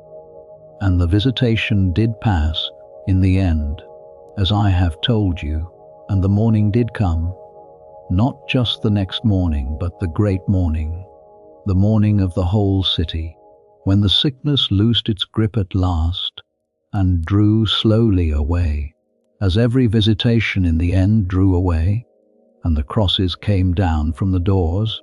and the shut houses opened their shutters wide to the clean spring air, and the carts ceased forever their slow, sad rounds, and the great market square filled again with the loud, bright, glorious life of the city come back to itself, and the children ran out at last into the streets and the squares to play. The children who had pressed their small faces to the windows all the long grey autumn, running free at last in the spring sun. And the old doctor lived to see it. He lived to see the morning come. He hung up the long beak and the red glass for the last time, and washed the day from his hands for the last time, and walked out, one fine spring morning, an old man with his bare face bare to the sun, into a city come back to life, and the people he had served, the young woman from the window, and the old widow with her grey cat, and the man from the doorstep, and the old weaver with his blue and gold cloth, knew him and greeted him, and were glad. And the boy Peter, grown a little taller through the long autumn, walked beside him in the spring sun, and the old doctor was content, deeply content, with the long, hard, faithful work behind him, and the kind, bright morning all around him, And that is how the story ends, in the morning, in the spring sun, in the city come back to life. And it is a good ending, and a true one, and you may rest in it. So rest in it now. The story is told, the whole of it, from the cold blue dark of the morning to the warm dark of the night, and on to the bright spring morning at the end of all the long autumns, and there is nothing left of it now to follow, nothing left to hold, nothing left to do, but to let it go, gently, the way the old doctor let the day go, and to follow him down, at last, into the deep warm dark of sleep. The night is long and kind, and the morning is coming slow and sure, but it is a long way off yet, and there is nothing in all the warm dark between now and then but rest. And you have earned it, every bit of it, just as the old doctor earned his, and you may take it now freely, completely, sinking down, soft and slow and easy, into the deep, warm, kind dark of a long and peaceful sleep. And now,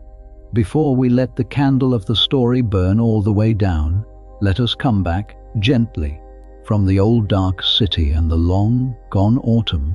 and the tall dark figure in the beaked mask, back across all the long years, back to where you are, here, now, in your own warm room, in your own safe bed, in your own kind and ordinary night, for that is where you belong, and that is where you have been all along, safe and warm and well, while we wandered together through the old story. It was only a story. I told you that at the very beginning, and I tell you it again now at the end, because it is the truest and the most comforting thing I can leave with you. The plague doctor lived, if he lived at all, more than 400 years ago, and the city he walked is dust, and the sickness he feared is long understood and long conquered, and the long autumn of his visitation faded into history, and then into legend, and then into nothing more than a gentle tale told by candlelight to help tired people rest. Nothing of it can reach you. Nothing of it is happening now. The crosses are off the doors. The carts have long since ceased their rounds. The whole of that old dark age has passed away into the deep, soft grey of history, where its sorrows have softened over the long centuries into something that can be held tenderly and spoken of softly and used, in the end, only as a slow, gentle path down into sleep. You walked that whole long day, from the cold, dark morning to the warm, dark night, and you came through it safe, untouched, unharmed, and here you are, on the other side of it, in your own warm bed, with nothing left to carry, nothing at all. So let yourself feel, now, how safe you are. Feel the warmth of where you lie, the soft give of the surface beneath you, the gentle weight of the covers over you, holding you the way the heavy wool blanket held the old doctor in his narrow bed. Feel the air of your own room, soft and still and ordinary, the safe good air of a safe good place. Feel the great quiet around you, the quiet of a calm and ordinary night, with nothing in it to fear, nothing in it that asks anything of you, nothing in it but rest. You are warm, you are safe, you are held. There is nothing you need to do. There is nowhere you need to go. There is no round to make tomorrow, no steps to climb, no windows to call up to, no figure to put on. There is only this, the warm and the soft and the quiet and the dark, and your own slow, easy breath, and the long, kind night stretching out ahead of you, hours and hours of it, all of it yours, all of it for nothing in the world but rest. Let your breath go slow and easy now, the way the old doctor's breath went slow and easy as the sleep took him. There is no need to make it slow. There is no need to make it anything. Only let it be. The slow easy in and the slow easy out. The breath that has carried you all your life, and that carries you now, faithfully, gently, down towards sleep. The way the slow tide carries a small boat in to a quiet shore. In and out. Slow and easy. With each slow breath out, let a little more of the day go, a little more of whatever you have been carrying. The way the old doctor hung up each piece of the heavy figure in the lantern, lit shed at the end of the day, one piece at a time, until there was nothing left to carry, until there was only the man, the tired good man, going in at last to his rest. Hang up your own day now, the same way, one slow breath at a time, until there is nothing left to carry, until there is only you, warm and safe and ready for sleep. And if your mind should wander, as a mind will, off toward tomorrow, or back over today, or out toward some small worry that has been waiting at the edge of the quiet, that is all right. That is only what minds do, and you need not fight it. You need only do what the old doctor did, and let it go gently, without holding to it, the way he let the carts pass without turning to look, the way he said his few soft words and then drew a slow sweet breath and went on. Let the thought come, and let the thought go, and come gently back to the warm and the soft and the quiet, and the slow easy breath, and back to the old story, if you like, to the small good things in it,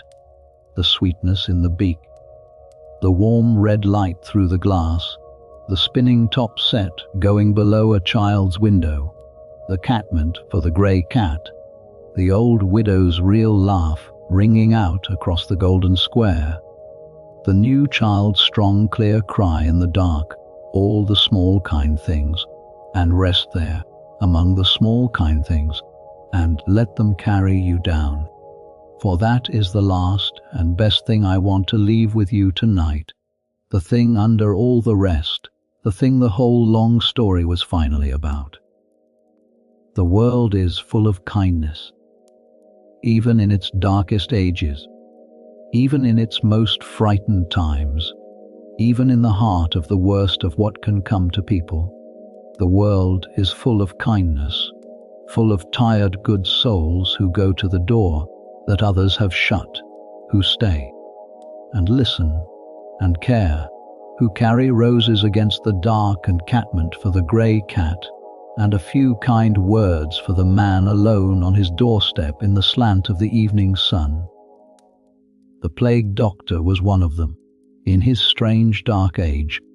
and there have been such souls in every age since, and there are such souls all around you now,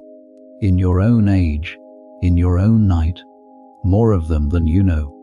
quietly doing their small, faithful good in the dark while the world sleeps. And there is one of them in you, too, the same kind, faithful soul that was in the old doctor, the same that is in everyone who has ever stayed and listened and cared, and that kindness, that one unfailing medicine, holds the whole world up gently, through every dark time and out into every morning, and it held the old doctor's city up through its long autumn, and it holds your own world up tonight, and it holds you, and it will hold you, safe and warm, all through the long kind night and out into the morning that is surely, surely coming. So rest now, truly rest. You have walked a long day in an old story, and you have come through it safe, and there is nothing left of it now, and nothing left of your own day either. Nothing left to do or hold or carry, only the warm and the soft and the quiet and the dark, and the slow easy breath, and the long kind night holding you gently the way it held the old doctor in his narrow bed 400 years ago, the same kind night, the same warm dark, the same deep, simple human rest. Let your eyes stay closed, Let your shoulders go soft and heavy. Let your whole tired body grow warm and loose and easy, sinking down, by slow degrees, into the soft surface beneath you. Deeper and warmer and easier with each slow breath, until there is no edge anymore between you and the warm dark, until there is only the drifting, only the sinking, only the soft slow falling away into sleep. The candle of the story has burned down low now, the little flame grown small and soft and steady, and in a moment it will gutter gently out, and the old book will close, and the quiet will be complete. There is nothing more to tell. The day is done, the long autumn is past, the morning has come and gone and come again, and the old doctor sleeps, deep and easy and content, and you may sleep too, now, just as deep and just as easy, held in the same warm dark, carried by the same slow breath, watched over by the same calm old stars. Sleep now, gently. You are warm. You are safe. You are held. There is nothing here that asks anything of you, and nothing anywhere that you need do but rest. Let the small flame gutter out. Let the quiet close softly over you like a warm hand laid gently upon your brow. And drift now, easy and unhurried and unafraid, down into the deep, warm, kind dark, into the long, good sleep you have so well earned,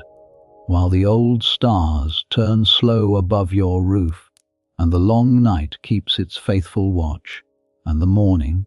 the kind and certain morning, waits for you, far off and patient, at the gentle other end of your rest. Good night, sleep well, rest deep and rest easy, and let the quiet carry you all the way down into the soft and dreamless dark. Good night.